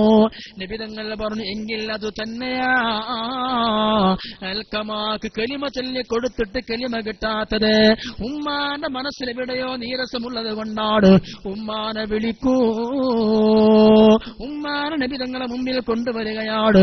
നബി തങ്ങൾ ചോദിച്ചു, ഉമ്മാ, നിങ്ങൾക്ക് നിങ്ങളെ മകൻ അൽഖമാനോട് വെറുപ്പുണ്ടോ? ഉമ്മയങ്ങ് കണ്ണീർ നിറയുകയാ. ഉമ്മയങ്ങ് കരഞ്ഞുകൊണ്ട് വിഷമം പറയുകയാ, നബിയേ, അൽഖമ പെണ്ണ് കെട്ടണത് വരെ ഞാൻ അവന് ജീവനായിരുന്നു, എന്നെ അവന് സ്നേഹമായിരുന്നു, എന്നെ അവന് ഇഷ്ടമായിരുന്നു. അവന്റെ അവന്റെ കല്യാണം കഴിഞ്ഞത് മുതല്, അവന്റെ പെണ്ണ് കെട്ടൽ കഴിഞ്ഞത് മുതല് എന്നെ നിനക്ക് വെറുപ്പാണ്. എത്രത്തോളം അവൾ പറയുന്നത് കേട്ടിട്ട് അവൻ എന്നെ വേദനിപ്പിച്ചിട്ടുണ്ട് നബിയേ. ഇത് പറയും ഉമ്മ. നബി തങ്ങൾ പറഞ്ഞു, ഉമ്മ സാറല്ല മാപ്പാക്കി കൊടുക്കൂ. ഉമ്മ പറഞ്ഞു, നബിയെ മറക്കാൻ കഴിയുന്നില്ല, പൊറുക്കാൻ കഴിയുന്നില്ല. അന്നേരം നബി തങ്ങൾ പറഞ്ഞു, എങ്കിൽ ഉമ്മ ഞാനൊരു കാര്യം ചെയ്യാ, നിങ്ങൾ പൊറത്തു കൊടുക്കണില്ലെങ്കിൽ പിന്നെ കെലിമ കിട്ടൂല. കെലിമ കിട്ടാതെ ചങ്ങായിന് ഞങ്ങൾക്ക് എന്തിനാ വേണ്ടത്? ഞങ്ങൾ അവനെ പിറകെ കൊണ്ടുവന്ന് കരിച്ച് നശിപ്പിച്ച് കൊന്നുകളയാ. കെലിമ കിട്ടാത്തവനെ ഞങ്ങൾക്ക് വേണ്ട എന്ന് പറയുമ്പോ നബി തങ്ങൾ തന്ത്രം പറഞ്ഞതാ, ഉമ്മാനെ മയക്കാൻ വേണ്ടി പറഞ്ഞതാണ്. പക്ഷേ 10 മാസം ഗർഭം ചുമന്ന ഉമ്മയല്ലേ, ഉമ്മാന്റെ മനസ്സറിഞ്ഞു. ഉമ്മ പറഞ്ഞു, നബിയെ അങ്ങനെയൊന്നും ചെയ്യണ്ട, എന്റെ മകൻ എന്നോട് വെറുപ്പ് ചെയ്താലും തെറ്റ് ചെയ്താലും അവനെ കരിച്ചൊന്നും കൊലപ്പെടുത്തേണ്ടതില്ല, അവൻ കരിഞ്ഞു മരിക്കുന്നത് കണ്ടുകൂടാ, ഞാൻ അവനെ മാപ്പാക്കി കൊടുത്തു നബിയേ. അപ്പോഴേക്ക് അല്ലാഹുവിന്റെ റസൂല് പറയുകയാ, ഇനി നിങ്ങൾ ചെന്ന് കലിമ ചൊല്ലി കൊടുക്കൂ അൽക്കമാക്കെന്ന് പറയുമ്പോ ആരും ചൊല്ലിക്കൊടുക്കേണ്ടി വന്നില്ല. അൽക്കമാ തങ്ങൾ തന്നെ സ്ഫുടമായി എന്ന് പറയുകയാണ്, ലാ ഇലാഹ ഇല്ലല്ലാഹ്. ഈ ചരിത്രം സ്വഹീഹ് ഹദീസിലുള്ളതാണ്. നോക്കണം നിങ്ങൾ, ഉമ്മാന്റെ മനസ്സിൽ എവിടെയെങ്കിലും മകനോട് ചെറിയ വെറുപ്പുണ്ടെങ്കിൽ മരിക്കാൻ നേരത്ത് 10,000 ആള് വട്ടം കൂടെയിട്ട് കലിമ ചൊല്ലി തന്നാലും നാവുകൊണ്ട് പറയാൻ കഴിയില്ല. അല്ലാഹുവിന്റെ മുത്തുനബി തങ്ങൾ പോലും ചൊല്ലിക്കൊടുത്തിട്ട് ചൊല്ലാൻ കഴിഞ്ഞില്ല. അതുകൊണ്ട് എന്റെ യുവാക്കളെ, പെണ്ണുങ്ങളെ, നിങ്ങളോട് പറയാനുള്ളത്, ഉമ്മാന്റെ മനസ്സങ്ങ് വേദനിപ്പിച്ചോ, പൊരുത്തപ്പെടാതെ മരിക്കുമ്പോ ഈമാൻ കിട്ടുകയില്ല. അഥവാ ഉമ്മയോ ഉപ്പയോ മരിച്ചു പോയിട്ടുണ്ടെങ്കിലോ അവരെ കബറിങ്ങൾ ചെന്ന് പൊട്ടിക്കറിഞ്ഞ് ദുആ ചെയ്യേണ്ടതുമാണ്. പക്ഷെ ഇന്നത്തെ യുവതലമുറ ഓർക്കുന്നുണ്ടോ? ഇന്നവരെ മനസ്സിലാക്കുന്നുണ്ടോ? എത്ര കേസുകളാണ് പള്ളിക്കമ്മിറ്റിക്കും ഉസ്താദുമാർക്കും ഇടപെടേണ്ടി വരുന്നത്. എല്ലാ പ്രശ്നവും ഇതാണ്. എന്തെങ്കിലും ഒരു വാക്കിന്റെ പേരിലുള്ള വെറുപ്പ് അതങ്ങ് അഡ്ജസ്റ്റ് ചെയ്യൂല, പുറത്തു കൊടുക്കൂല. അല്ലാഹുവിന്റെ മുത്തുനബി തങ്ങൾ പറഞ്ഞ ലോകത്ത് ഏറ്റവും വലിയ ക്ഷമിച്ച ആളാരാ? ഏറ്റവും വലിയ ക്ഷമിച്ച വ്യക്തി നബിയുല്ലാഹി അയ്യൂബ് നബി അലൈഹിസ്സലാമാണ്. ഏറ്റവും അധികം ക്ഷമിച്ച മഹാൻ അല്ലേ? ജീവിതത്തിൽ 10 മക്കളും തന്റെ മുമ്പിൽ മയ്യത്തായിപ്പോയി. ഒരു മകൻ മരിച്ചതിന് പിറ്റേന്ന് മറ്റേ മകൻ, ഇങ്ങനെ 10 മക്കളും തന്റെ കൺമുമ്പിൽ മയ്യത്തായി മരണപ്പെട്ടു പോയി. സഹിച്ചു. എല്ലാ സമ്പത്തും തകർന്നു പോയി, ക്ഷമിച്ചു. ആരോഗ്യം മുഴുവനും ക്ഷയിച്ചു. എല്ലാ ശരീരവും പഴുത്തുപോയി, എല്ലാ ഭാഗത്തും പുഴുക്കളരിക്കാൻ തുടങ്ങിയതും ക്ഷമിച്ചു. അവസാനമുള്ള ക്ഷമക്ക് വിജയം കൊടുക്കുകയാണ്. ഈ അയ്യൂബ് നബിയുടെ പ്രതിഫലം പിന്നെ ലോകത്ത് വേറെ ആർക്കാ എന്നറിയണോ? അസ്സാബിറു അലാ സൂഇ ഖുലിഖി സൗജതി. ഭാര്യക്ക് ദുസ്വഭാവമുണ്ട്, അവളെ എന്തെങ്കിലുമൊക്കെ ദേഷ്യം കൊണ്ട് പറഞ്ഞു പോകും. ആ ഭാര്യയുടെ ദുസ്വഭാവം ക്ഷമിച്ചു കഴിഞ്ഞാൽ, അതെല്ലാം പൊറുത്തു കഴിഞ്ഞാൽ ആ ഭർത്താവിന് അല്ലാഹു കൊടുക്കുന്ന പ്രതിഫലം അയ്യൂബ് നബി അലൈഹിസ്സലാമിന്റെ പ്രതിഫലമാ. അയ്യൂബ് നബിയുടെ കൂടെ സ്വർഗ്ഗത്തിൽ സീറ്റുണ്ടെന്ന് പറയുമ്പോ ഇനി പെണ്ണുങ്ങളെ മാത്രമാരാ ഖുർആൻ പോലും മുഅ്മിനീങ്ങൾക്ക് ഉദാഹരണമായി പറയുന്നത് ബഹുമാനപ്പെട്ട ബീവി ആസിയ. വല്ലറബല്ലാഹു مثلا للذين آمنوا امرأة فرعون إذ قالت رب ابن لي عندك بيتا في الجنة ونجني من فرعون وعمله ونجني من القوم الظالمين. അസിയാ ബീവി അറിയാലോ, ഫിർഔനിന്റെ ഭാര്യ. മുസ്ലിമായതിന്റെ പേരില്, ഫിർഔനെ വിശ്വസിക്കാത്തതിന്റെ പേരില് ചുട്ടുപൊള്ളുന്ന മണൽ പരപ്പിൽ മലർത്തിക്കടത്തി ചൂടാക്കി ഇരുമ്പിന്റെ ദണ്ട് കൊണ്ടുവന്ന് സുബ്ഹാനല്ലാഹ് ആസിയാ ബീവിയുടെ ശരീരത്തിലേക്ക് അടിച്ച് തുറച്ച് കയറ്റുമ്പോ അതെല്ലാം ക്ഷമിച്ചില്ലേ, മെടിത്തറക്കുവാൻ ആണികൾ കിടക്കുന്നു. മൂസാന്റെ കൈയും വടിയതും സിഹ്റല്ല, മുഅ്ജിസത്താനതനിക്കതത്ഭുതമല്ല. മേടിത്തറക്കാൻ വലിയ ഒരു മുഴം പോലും നീളമുള്ള ചുട്ടുപൊള്ളുന്ന ആണികളാണ്. അതെല്ലാം വലിയ പലകയിൽ തറച്ചു കൊണ്ടുവന്ന് അതിലങ്ങ് മലർത്തിക്കടത്തിയിട്ട്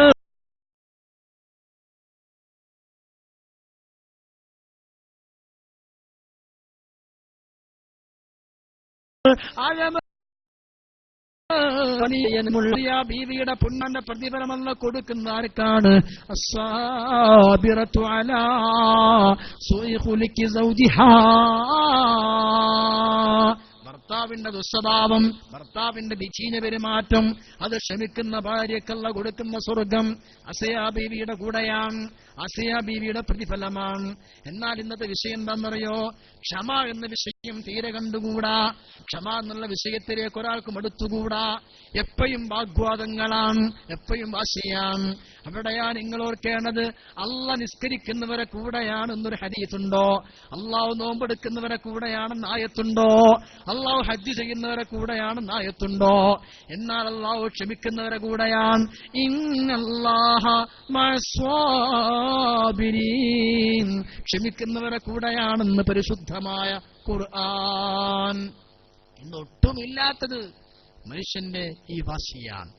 എത്ര ഈ അടുത്ത് ഞാൻ പറയുന്നില്ല, കാരണം നമ്മളൊക്കെ ജോലി ചെയ്യുന്ന മഹല്ലും നമ്മളൊക്കെ പ്രവർത്തന മേഖലകളും ഇതിന് പരിസരത്ത് തന്നെയാണ്. ഒരുപക്ഷെ അതൊക്കെ ക്ഷീണം ചെയ്യും. ഒരുപാട് കുടുംബങ്ങൾ, ഒരു പറഞ്ഞ ചെറിയ വിഷയം, വാസ്തവത്തിൽ മുത്ത് നബിതങ്ങൾ ലോകത്ത് വന്നത് എന്തിനാ? ആദ്യമായിട്ട് നബിതങ്ങൾ വന്നത് കുടുംബത്തെ വിളക്കി ചേർത്തു. നബിതങ്ങൾ വരുമ്പോഴാണ് ഹർബുൽ ബസൂസ്. ഹർബുൽ ബസൂസ് എന്ന് പറഞ്ഞാല് 40 കൊല്ലം നീണ്ടു നിന്ന യുദ്ധമാണ്. എന്തേ കാരണം? ഒരു കുടുംബത്തിന്റെ ഒട്ടകം മറ്റൊരു കുടുംബത്തിന്റെ പറമ്പിൽ കയറി എവിടെ നിന്ന് പുല്ല് തിന്നു. ഒരു കുടുംബത്തിന്റെ ഒട്ടകം മറ്റൊരു കുടുംബത്തിന്റെ പറമ്പിൽ ചെന്നൊരു പുല്ല് കടിച്ചു. അതിന്റെ പേരിൽ പൊട്ടിപ്പുറപ്പെട്ട യുദ്ധം 40 കൊല്ലം തുടർന്നു. ആ യുദ്ധം തുടർന്നു. അങ്ങനെ ചേരിപ്പോടുകൂടി ഈ കുടുംബ കലഹം തീർക്കലാൻ നബിതങ്ങൾ ആദ്യത്തെ ശ്രമം ഹബീബായ മുത്തറസൂൽ സ്വല്ലല്ലാഹു അലൈഹി വസല്ലമ ചെയ്ത പണിയും അതായിരുന്നു. നമുക്കും ചെയ്യേണ്ട ദൗത്യം ഇന്ന് അതാണ്. കാരണം ഞാൻ പറയട്ടെ, കുടുംബ പ്രശ്നങ്ങൾ ഇന്ന് എവിടെ നോക്കിയാൽ, മുമ്പൊരിക്കെ ദേശീയ മനുഷ്യാവകാശ കമ്മീഷൻ ചെയർമാൻ കേരളം സന്ദർശിച്ചപ്പോൾ അദ്ദേഹം പറഞ്ഞു, ഏറ്റവും അധികം ഇവിടെ കെട്ടിക്കിടക്കുന്ന കേസുകൾ കുടുംബത്തിന്റെ കേസുകളാണ്. ഇന്ന് ഞാനിവിടെ എന്റെ പ്രസംഗത്തിന്റെ തുടക്കത്തിൽ ഹദീസ് ഓതി, അതവിടെ നിൽക്കട്ടെ. 2011 ഇസ്രായേലിന്റെ തലസ്ഥാനമായ ടെൽ അവീവ് യൂണിവേഴ്സിറ്റിയിലെ 100 കണക്കിന് വരുന്ന സൈക്കോളജിസ്റ്റുകളും സോഷ്യോളജിസ്റ്റുകളും മനഃശാസ്ത്രജ്ഞരും സാമൂഹ്യ ശാസ്ത്രജ്ഞരും ഒരു ഗംഭീരമായ ഒരു നിരീക്ഷണം, ഒരു പരീക്ഷണം, ഒരു പഠനം നടത്തി. എന്താ പഠനം എന്നറിയോ? ആരോഗ്യ ദൃഢഗാത്രരായ, മാനസികമായും ശാരീരികമായും ആരോഗ്യമുള്ള, രോഗമില്ലാത്ത, ദീർഘായുസ്സുള്ള, സാമ്പത്തിക സുസ്ഥിരതയുള്ളതായ 3000-ഓളം അതോ 30,000 ആളുകളെയോ നിരീക്ഷിച്ച് പരിശോധന നടത്തി. എന്നിട്ട് ടെൽ അവീവ് യൂണിവേഴ്സിറ്റിയിലെ പ്രഗത്ഭരായ ശാസ്ത്രജ്ഞർ പഠനത്തിന്റെ റിപ്പോർട്ട് പുറത്തുവിട്ടു. അവർ പറഞ്ഞത് എന്തെന്നറിയോ? ഞങ്ങൾ ഏറ്റവും ആരോഗ്യമുള്ള 10-30,000-ഓളം ആളുകളിൽ സർവേ നടത്തിയിട്ട് ഞങ്ങൾക്ക് കണ്ടെത്താൻ പറ്റിയ റിസൾട്ട്, ആരെങ്കിലും കുടുംബ ബന്ധം ഊട്ടിയുറപ്പിക്കുന്നുവെങ്കിൽ അവർക്ക് ദീർഘായുസ് ലഭിക്കുന്നു, ശരീരത്തിൽ സ്വസ്ഥതയും ആരോഗ്യവും ലഭിക്കുന്നു, സാമ്പത്തികമായി അഭിവൃദ്ധി ലഭിക്കുന്നു എന്നതാണ് ഞങ്ങളെ പഠന റിപ്പോർട്ട്. 2011 ടെൽ അവീവ് യൂണിവേഴ്സിറ്റിയിലെ ജൂതരും ക്രൈസ്തവരുമായ 100 കണക്കിന് മനഃശാസ്ത്രജ്ഞർ നടത്തിയ പഠനത്തിന്റെ റിപ്പോർട്ട്, നിരീക്ഷണ പരീക്ഷണ ഗവേഷണ റിപ്പോർട്ട്, ദീർഘായുസ് ലഭിക്കണമെങ്കിൽ, സാമ്പത്തിക സുസ്ഥിരത ലഭിക്കണമെങ്കിൽ, സാമ്പത്തിക ഐശ്വര്യം ലഭിക്കണമെങ്കിൽ കുടുംബബന്ധം ഊട്ടിയുറപ്പിക്കണം. എല്ലാ അടുത്ത കുടുംബത്തിനോടും നല്ലൽക്ക് പെരുമാറി കുടുംബബന്ധം സൂക്ഷിച്ചാൽ മതിയെന്ന്. ഇത് ടെൽ അവീവ് യൂണിവേഴ്സിറ്റിയിൽ 2011 30,000-ഓളം ആളുകളെ പരീക്ഷ നടത്തിയ പഠന. എന്നാൽ നൂറ്റാണ്ടുകൾക്ക് മുമ്പ് മുത്തുനബിതങ്ങൾ പഠിപ്പിച്ച ഹദീസ് പണ്ടേത്തെ കാലം മുതൽ ദർസിൽ നമ്മൾ കേട്ടുവന്നതാ. മൻ അഹബ്ബ മിൻകും അൻ യുബ്സത ലഹു ഫി റിസ്ഖി. നിങ്ങൾക്ക് സാമ്പത്തികമായി ബർക്കത്ത് വേണമെന്ന് നിങ്ങൾക്ക് ആഗ്രഹമുണ്ടോ?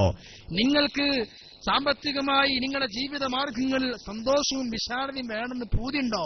വയൻസഅലഹു ഫി അസ്രിഹി. നിങ്ങൾക്ക് ദീർഘകാലം ജീവിക്കണമെന്ന് ആഗ്രഹമുണ്ടോ? ഒരൊറ്റ മുറി ഞാൻ പറഞ്ഞുതരാം. ഫല്യസിൽ റഹിമഹു, ഫല്യസിൽ റഹിമഹു, ഫല്യസിൽ റഹിമഹു. നിങ്ങൾ കുടുംബബന്ധം പുലർത്തിക്കൊള്ളണം, കുടുംബബന്ധം ചേർത്തുകൊള്ളണം. എന്ന രണ്ട് നേട്ടം: ദീർഘായുസ് ലഭിക്കും, ആരോഗ്യം ഉണ്ടാകും, സാമ്പത്തിക ബർക്കത്തുണ്ടാകും. ഹബീബ് മുത്തു മുഹമ്മദ് മുസ്തഫ ഉറക്കെ പറയൂ, ഹബീബുന മുഹമ്മദ് മുസ്തഫ സല്ലല്ലാഹു അലൈഹി വസല്ലം ഇന്നത് പഠന വിധേയമാക്കി ശാസ്ത്രീയ ലോകം ഇന്ന് തെളിയിച്ചിരിക്കുകയുമാണ്. ഇന്ന് നമുക്ക് നഷ്ടപ്പെട്ട വിഷയം അവിടെയാണ്. മനസ്സിന് സമാധാനമില്ല, സ്വസ്ഥത കുറവാണ്. അസൂയ ഏറ്റവും അധികം കൂടുതൽ കുടുംബത്തിനകത്താണ്. അപ്പുറത്തൊരാൾ വലിയ കോടിക്കണക്കിന്, നമ്മളിവിടുന്ന് കോഴിക്കോട് പോവാൻ ഉദാഹരണം, അപ്പൊ കോടിക്കണക്കിന് രൂപയുടെ വലിയ അമ്പരച്ചുംബിയായ കൊട്ടാരം പോലെയുള്ള എത്രയോ വീടുകൾ കാണും. ആ വീടിന്റെ ഉടമസ്ഥരോടൊന്നും നമ്മുടെ മനസ്സിൽ ഒരു വെറുപ്പോ പുച്ഛമോ തോന്നൂല. ആ വീട് കണ്ട് നമ്മൾ ആസ്വദിക്കും. എന്നാൽ നമ്മുടെ കുടുംബത്തിൽ നിന്ന് ഏതെങ്കിലും ഒരു വ്യക്തി, അകന്ന കുടുംബത്തിൽ നിന്നോ അടുത്ത കുടുംബത്തിൽ നിന്നോ ഒരാൾ സാമ്പത്തികമായി ഉയർന്നങ്ങ് പോയി വലിയ വീട് വെച്ച് ജീവിക്കണം കണ്ടാൽ ഇബ്ലീസ് സ്വാഭാവികമായും കുടുംബത്തിന്റെ അകത്തുള്ള മറ്റുള്ളൊരുത്തന്റെ മനസ്സിൽ അസൂയ ഇട്ടുതരുന്നു. അത് പ്രശ്നമാകുന്നു. അസൂയയാണ് ലോകത്തെ ഏറ്റവും ആദ്യത്തെ കൊലപാതകം. അസൂയം കുടുംബക്കാർ തമ്മിൽ. ആരാ? ഹാബീലും ഖാബീലും. ആദം നബി അലൈഹി ഇസ്ലാമിന്റെ മക്കൾ ഹാബീൽ ഹാബീലിനെ കൊന്നു. കാരണം അനിയന്റെ ഭാര്യയുടെ സൗന്ദര്യം കൂടിയപ്പോ അതിലുള്ള അസൂയ. അവിടെ തുടങ്ങിയത് ആദ്യത്തെ കൊലപാതകം കുടുംബ പ്രശ്നമാണ്. ആദ്യത്തെ അസൂയയും കുടുംബത്തിന്റെ വിഷയമാണ്. അവിടെയൊക്കെ കുടുംബത്തിൽ വിശാലത കാണിച്ച് എത്ര അകന്നതാണെങ്കിലും ആ ബന്ധം വേണം, എത്ര അകന്നതാണെങ്കിലും ആ ബന്ധം വേണം. നിങ്ങൾക്കറിയോ, അള്ളാന്റെ മുത്തുനബി തങ്ങൾ പറയുകയാണ് സ്വഹാബത്തിനോട്, സ്വഹാബാ ഇന്നകും സതസ്തഫ്തിഹൂന മിസ്റാ. നിങ്ങൾ കുറെ കൊല്ലം കഴിഞ്ഞാൽ ഈജിപ്റ്റ് കീഴടക്കുമേ, മിസ്ർ കീഴടക്കുമേ. മിസ്ർ ഇസ്ലാമിന്റെ മുസ്ലിമീങ്ങൾ അധീനതയിൽ വരുന്നതാണ്. അന്നേരം ഈജിപ്തുകാരോട് നിങ്ങൾ മാന്യമായ സ്നേഹത്തോടെ പെരുമാറണമെന്ന് മുഹമ്മദ് മുസ്തഫ. കാരണം നമുക്ക് ഈജിപ്തുകാരത്തിൽ ബന്ധമുണ്ട്. നമ്മളെ ഉമ്മ അതായത് ഹാജറ ബീവി, ഇസ്മായിൽ നബിന്റെ ഉമ്മ ഹാജറ ബീവി, അതായത് ഇബ്രാഹിം നബിന്റെ ഭാര്യ ഹാജറ ബീവി ഈജിപ്തുകാരിയാ. അതുകൊണ്ട് കുറെ കൊല്ലം കഴിഞ്ഞാൽ നിങ്ങൾ ഈജിപ്റ്റ് കീഴടക്കുമ്പോ ആ ഒരു കടപ്പാട് മറക്കരുത് കേട്ടോ. ഇനി നിങ്ങൾ ചിന്തിക്കും, ഇസ്മായിൽ അലൈഹി സ്വലാത്തു വസ്സലാമിന്റെയും നമ്മുടെ നബിതങ്ങളുടെ ഇടയിലുള്ള പീരീഡ്, ഹാജറ ബീവിന്റെ മുത്ത് നബിതങ്ങളുടെ ഇടയിലുള്ള വ്യത്യാസം എത്രയെന്നറിയോ? അബൌട്ട് 2000 years, 2000 വർഷത്തെ പഴക്കണ്ട്. ഈസാ നബിയായിട്ട് 600 കൊല്ലത്തതേ ഉള്ളൂ. ഇബ്രാഹിം നബി അലൈഹി സ്വലാത്തു വസ്സലാമിന്റെയും മുത്ത് നബിതങ്ങളുടെയും ഇടയിലുള്ള ഗ്യാപ്പ് നോക്കൂ നിങ്ങൾ. ഇസ്മായിൽ അലൈഹി സ്വലാത്തു വസ്സലാം നബിതങ്ങളുടെയും ഇടയിലുള്ള ഗ്യാപ്പ് നോക്കൂ നിങ്ങൾ. എത്ര വർഷത്തെ ഗ്യാപ്പുണ്ട്? അപ്പൊ ഞാൻ പറഞ്ഞുകൊണ്ടുവന്നത് 12,000-ഓളം പഴക്കണമെങ്കിൽ അന്നത്തെ ഒരു ഉമ്മ ആ നാട്ടുകാർത്തി ആയതുകൊണ്ട് ഇനിയും കുറെ കൊല്ലം കഴിഞ്ഞാൽ നിങ്ങൾ കീഴടക്കാൻ പോകുന്ന ഈജിപ്തിനോട് ബന്ധമുണ്ട് എങ്കിൽ നമുക്കിന്ന് നമ്മളെ വെല്ലിപ്പാന്റെ വെല്ലിപ്പ അപ്പുറത്ത് നാട്ടിലാണെന്നറിഞ്ഞാൽ ഒന്നാ നാട്ടിലേക്ക് പോവുകയോ ആ നോടെ ഒരു ബന്ധവുമില്ല. നമ്മൾ പറയും നമ്മളൊക്കെ തറവാട് അവിടെയായിരുന്നു, നമ്മളെ അവിടുന്ന് ഇങ്ങോട്ട് കുറ്റിയും പറിച്ച് പോന്നതാണ്, പണ്ടൊക്കെ ഇങ്ങോട്ട് കുടിയേറിപ്പറത്തതാ എന്ന് പറയുന്നല്ലാതെ നാടുമായിട്ട് എന്ത് ബന്ധം നമുക്കുള്ളത്? സഹാബത്ത് പറയാണ്, കുല്ലാ നുഅല്ലമു നസബ കമാ നുഅല്ലമു സൂറത ഫിൽ സൂറത മിനൽ ഖുർആൻ. ഖുർആൻ ഒരു സൂറത്ത് കാണാതെ പഠിപ്പിക്കണ പോലെ ഞങ്ങളെ വാപ്പന്മാർ ഞങ്ങളെ കുടുംബ ബന്ധം പഠിപ്പിച്ചിരുന്നു. ഇന്ന് ന്യൂക്ലിയർ ഫാമിലിയായി മാറി മക്കൾക്ക് വാപ്പാരാന്നറിയാം, വെല്ലിപ്പാരാന്നറിയാം, വെല്ലിമാരാന്നറിയാം, നേരെ കൊച്ചപ്പാരാന്നറിയാം. ഇതല്ലാതെ വല്ലിപ്പാന്റെ അനിയന്റെ മക്കൾ, വല്ലിപ്പാന്റെ ജ്യേഷ്ഠന്റെ മക്കൾ, മൂത്താപ്പാൻ അനിയന്റെ മക്കൾ, കുടുംബത്തിന്റെ വിശാലമായ വേരുകളും നമ്മുടെ മക്കൾക്ക് അറിയൂല. എന്നാൽ സ്വഹാബികള് മക്കൾക്ക്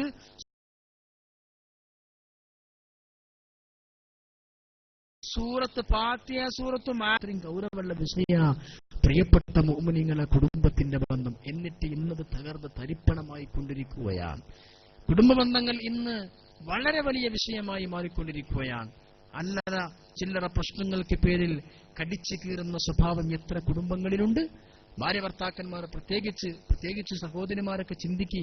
അള്ളാഹുവിന്റെ മുത്തുനബി സല്ലല്ലാഹു അലൈഹി വസല്ലമ തങ്ങളെ അരികിലേക്ക് ഒരിക്കൽ ഒരു സ്വഹാബിയെ തന്റെ മകളെ കല്യാണം കഴിക്കുമ്പോ, ഇന്നിപ്പോ ഞാനിവിടുത്തെ മഹല്ല് ജമാഅത്ത് പ്രസിഡന്റിനോട് പറഞ്ഞു, പ്രീ മാരിറ്റൽ കോഴ്സ്, കല്യാണം കഴിക്കുന്നതിന് മുമ്പുള്ള ഒരു പ്രീ മാരിറ്റൽ കോഴ്സൊക്കെ ഇവിടെ അജണ്ടയിലുണ്ട് എന്ന് പറയുകയുണ്ടായി. ഇന്ന് വളരെ അത്യാവശ്യ.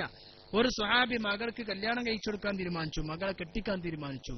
അപ്പൊ മകളെ കയ്യും പിടിച്ച് പോവാൻ എന്തിന്? മുത്തുനബി തങ്ങളുടെ ഉപദേശം തേടാൻ വേണ്ടിയിട്ട് മകളെ കൈ പിടിച്ച് മുത്തുനബിന്റെ മുമ്പിലേക്ക് കൊണ്ടുപോയി റസൂലിനോട് പറഞ്ഞു, നബിയേ എന്റെ ഈ മകള് അവളെ കല്യാണം കഴിച്ചു കൊടുക്കാൻ പോവാൻ, എന്തെങ്കിലും ഉപദേശം കൊടുക്കുകയും. നബി തങ്ങൾ ആദ്യം കൊടുത്ത ഉപദേശം എന്താ അറിയോ? മോളെ, നീ കല്യാണം കഴിക്കാൻ പോവാൻ ഭർത്താവ് ഉണ്ടാവും, ഒരു കാര്യം കേൾക്ക്. നിന്റെ ഭർത്താവിന്റെ ശരീരത്തിൽ ഒരു മുറിവ് വന്നു സങ്കല്പിക്ക്. എവിടെയോ മുറിവ് പറ്റിയാൽ ആ മുറിവിൽ നിന്ന് രക്തം വരുന്നു, ചലം വരുന്നു. അത് മുഴുവനും നീ വൃത്തിയാക്കി കൊടുത്ത് അവസാനം നിന്റെ നാവ് കൊണ്ട് ആ മുറിയിൽ നിന്നൊലിക്കുന്ന ചലം നീ നക്കി വൃത്തിയാക്കി കൊടുത്താലും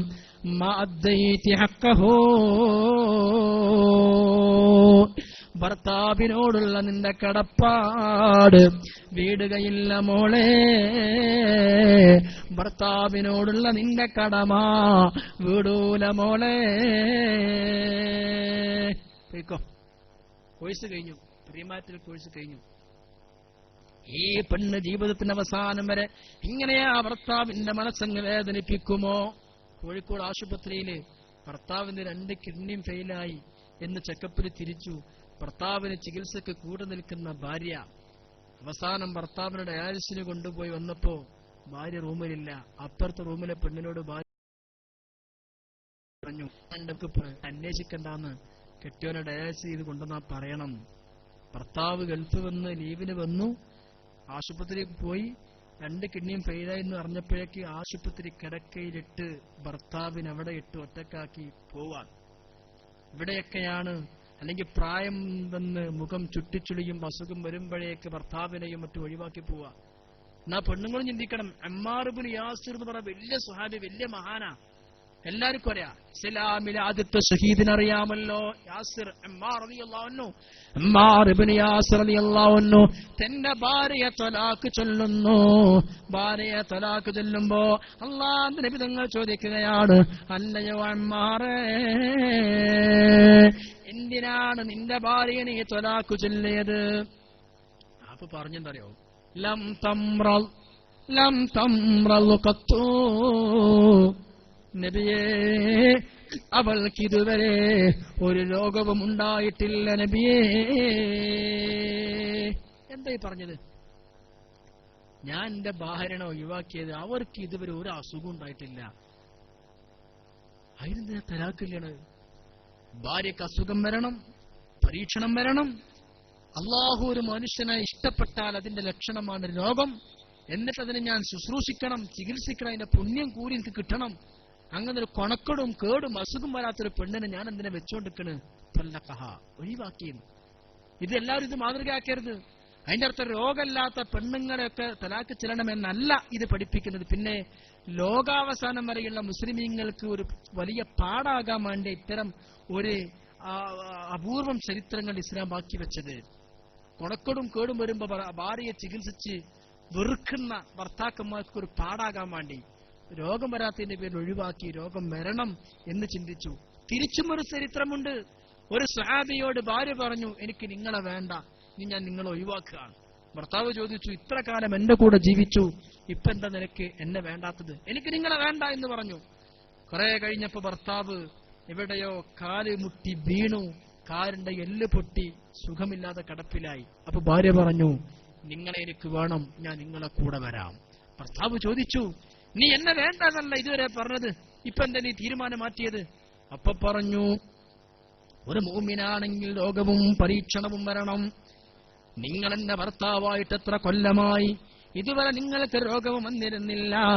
ഈമാന്റെ ലക്ഷണമാണ് രോഗം. അപ്പൊ നിങ്ങളെ വേണ്ടാന്ന് വെച്ചു, ഇപ്പൊ നിങ്ങളെ കാലൊടിഞ്ഞു, എല്ല് പൊട്ടിയല്ലോ, അപ്പൊ എനിക്ക് മനസ്സിലായി കുറച്ച് ഈമാൻ നിങ്ങളിലുണ്ട്, ഞാൻ നിങ്ങളെ കൂടെ വരാം. ഇതൊക്കെ ഇഹ്യാഉലുദ്ദീനിൽ ഗസാലിമാർ രേഖപ്പെടുത്തിയ ചരിത്രങ്ങൾ. അള്ളാഹു നമുക്ക് നല്ല പാഠം നൽകുമാറാവട്ടെ. സഹോദരങ്ങളെ, സംഘാടകര് ബക്കറ്റുമായിട്ട് നിങ്ങളെ സമീപിക്കുന്നുണ്ട്. നല്ല സംഖ്യ കൊടുത്ത് നിങ്ങൾ സഹകരിക്കണം. നേരത്തെ ഞാൻ പറഞ്ഞല്ലോ. പിന്നെ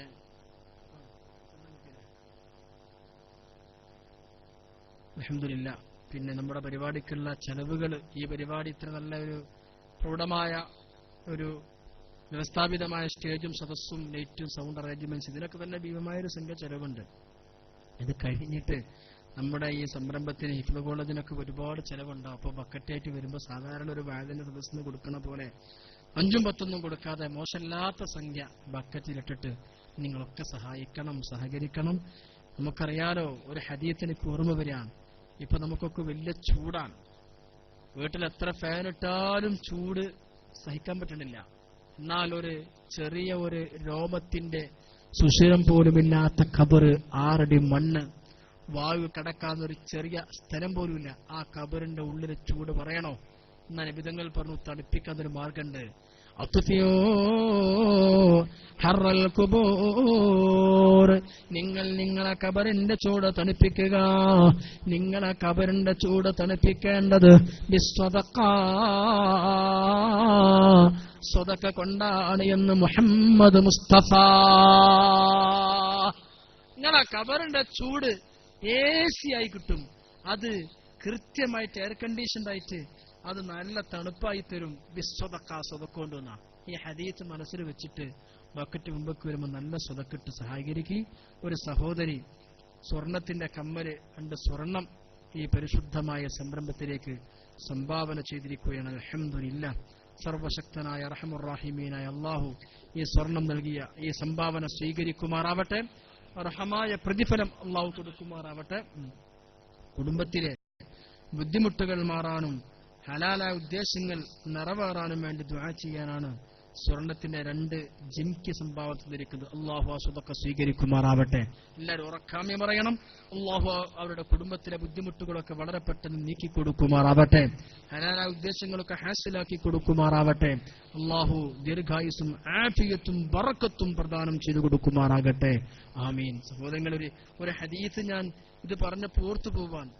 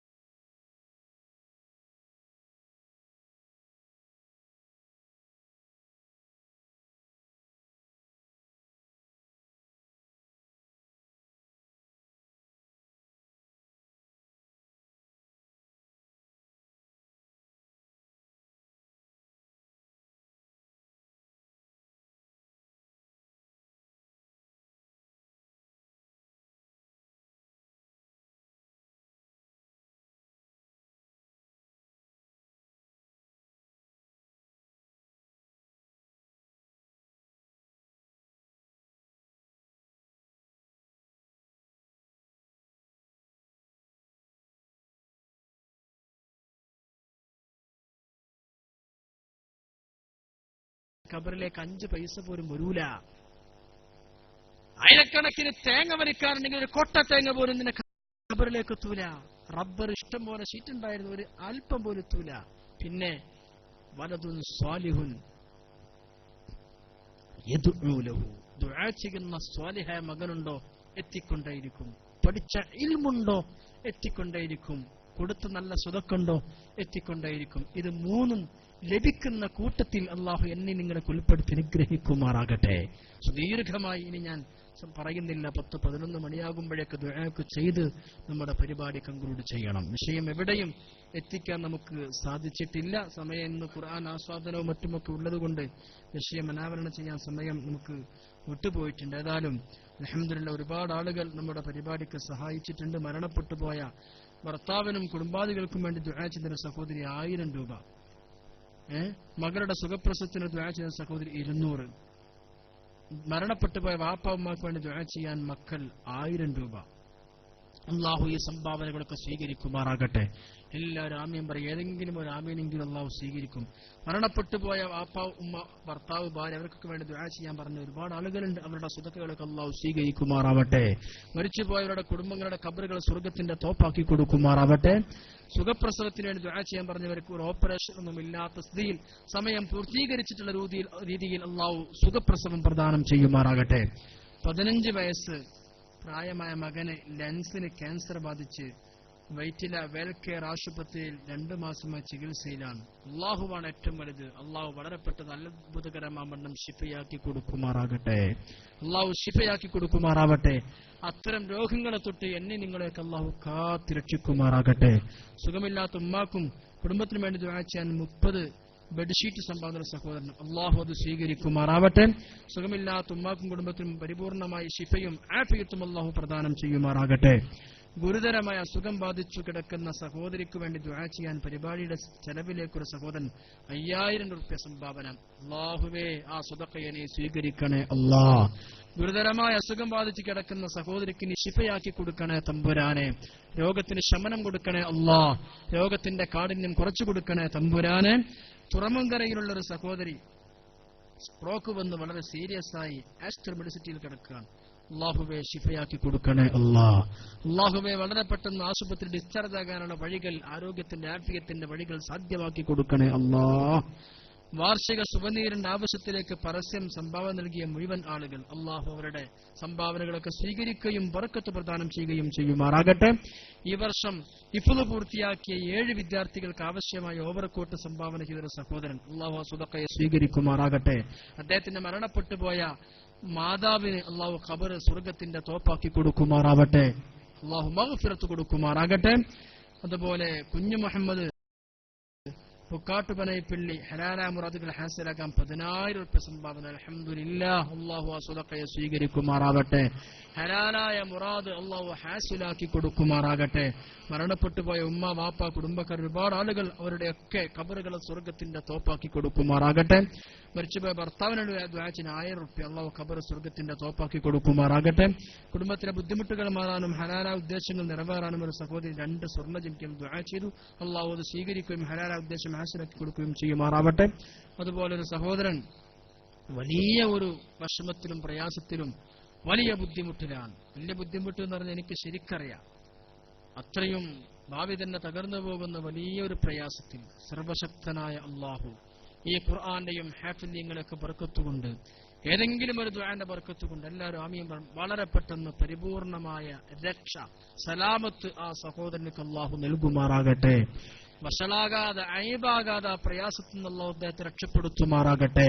ശത്രുദോഷങ്ങളെ തൊട്ടും വിഷമങ്ങളെ തൊട്ടൊക്കെ അള്ളാഹു പരിപൂർണമായി കാത്ത് ആഫിയത്തും മനസ്സിന് ഹിമ്മത്തും സന്തോഷം അള്ളാഹു പ്രദാനം ചെയ്യുമാറാകട്ടെ. അതുപോലെ ഈ പള്ളി, മദ്രസ, ദർസ്, ഹിഫ്ള് കോളേജ് ഇതിനൊക്കെ വേണ്ടി ഓടി നടക്കുന്ന കമ്മിറ്റി ഭാരവാഹികൾ 100,000 തിരക്കുകളുണ്ടെങ്കിലും ഇതിനുവേണ്ടി ശമ്പളം കിട്ടിയിട്ടോ സാമ്പത്തികമായി ഒന്നും കിട്ടിയിട്ടല്ല, ഇതിനു വേണ്ടി സമയം നീക്കിവെച്ച് ഓടി നടക്കുന്ന ആളുകൾ പേരെടുത്ത് പറയേണ്ടതില്ലല്ലോ. അള്ളാഹു അവർക്ക് ആഫിയത്തുള്ള ദീർഘായുസ് കൊടുക്കുമാറാകട്ടെ. അള്ളാഹു അവരുടെയൊക്കെ ജോലികളിലും അവരുടെ ഏർപ്പാടിലൊക്കെ ബർക്കത്ത് പ്രദാനം ചെയ്യുമാറാകട്ടെ. അതുപോലെ ഈ സ്ഥാപനത്തിന് നേരത്തെ സഹായിച്ചവരുടെ വിഷയങ്ങൾ പറഞ്ഞു. സഹോദരന്മാർ ഏത് നാട്ടിലും ആ നാട്ടിലെ ദീനീ സംരംഭങ്ങൾ ദർസാവട്ടെ മറ്റൊക്കെ സഹായിക്കുമ്പോൾ അത് വിജയിക്കാനുള്ള ഏറ്റവും വലിയ പ്രധാനപ്പെട്ട കാരണം ആ പ്രദേശ സ്ത്രീകളായിരിക്കും. സ്വർണങ്ങളൊക്കെയായി തിന്ന് നാളെ ബഹുമാനപ്പെട്ട വലിയ ആലിമുമാണ്, സയ്യിദുമാണ്. നാളെ വരുമ്പോ സഹോദരിമാരൊക്കെ വളയോ അല്ലെങ്കിൽ ഇതുപോലെയുള്ള എന്തെങ്കിലും ഒരു ആഭരണങ്ങൾ, അതാണ് നമുക്ക് നാളുള്ളത്. ബാക്കിയൊക്കെ നിങ്ങൾ മരിച്ചാല് റൂഹ് പോയാൽ ഒക്കെ വെട്ടി ഒരു പണത്തൂക്കം പോലും ഉണ്ടാവില്ല. ഇവിടുന്ന് ദീനന്റെ സ്ഥാപനത്തിന് വല്ലതും തന്നാൽ അത് ഖബറിലും കിട്ടും, മഹ്ശറിലും കിട്ടും, സ്വർഗത്തിലും കിട്ടും. മറ്റേ മരിച്ചാൽ ഊരിയെടുക്കും. നമ്മളെന്ത് കൊടുക്കണോ അത് നമുക്കുള്ളതെന്ന് മനസ്സിലാക്കി അള്ളാഹുവിന്റെ ദീനിന് വേണ്ടി നാളത്തോടുകൂടി പരിപാടി നിങ്ങൾ വിജയിപ്പിക്കണം. തങ്ങളുള്ള സദസ്സിൽ നേരത്തെ ലക്ഷക്കണക്കിന് റുപ്യന്റെ വിഷയങ്ങൾ ഇവിടെ പറഞ്ഞു. അതൊക്കെ ഏറ്റെടുക്കാൻ പറ്റിയ ആളുകളൊക്കെ ഇവിടെ ഉണ്ട്. നാളത്തോടു കൂടി ആ വിഷയം പൂർത്തീകരിക്കണമെന്ന് പ്രത്യേകം ഉണർത്തി ഇന്നത്തെ വിഷയം ഞാൻ അവസാനിപ്പിച്ച്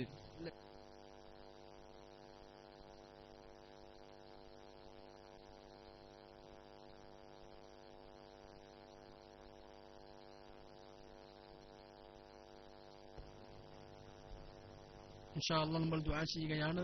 നേരത്തെ സൂചിപ്പിച്ചതുപോലെ നമ്മുടെ സദസ്സിൽ നമ്മുടെ ഈ പരിശുദ്ധമായ ഹിഫ്ളിന്റെ സംരംഭത്തിന് വേണ്ടി 25,000 10,000 ആരെങ്കിലുമൊക്കെ ഏൽക്കാൻ തയ്യാറുള്ള ആളുകളുണ്ടെങ്കിൽ ആരെങ്കിലുമൊക്കെ പറയുകയാണെങ്കിൽ അത് വളരെ ഹൈറായിരിക്കും. വളരെ പരിശുദ്ധമായ റഹ്മത്തിന്റെ മലക്കുകളുടെ സാന്നിധ്യമുള്ള ഒരു മജ്‌ലിസാണ്.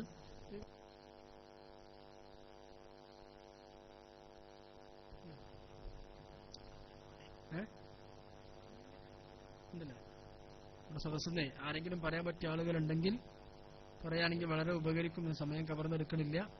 നാളെ കൂടി ദിവസമുണ്ട്.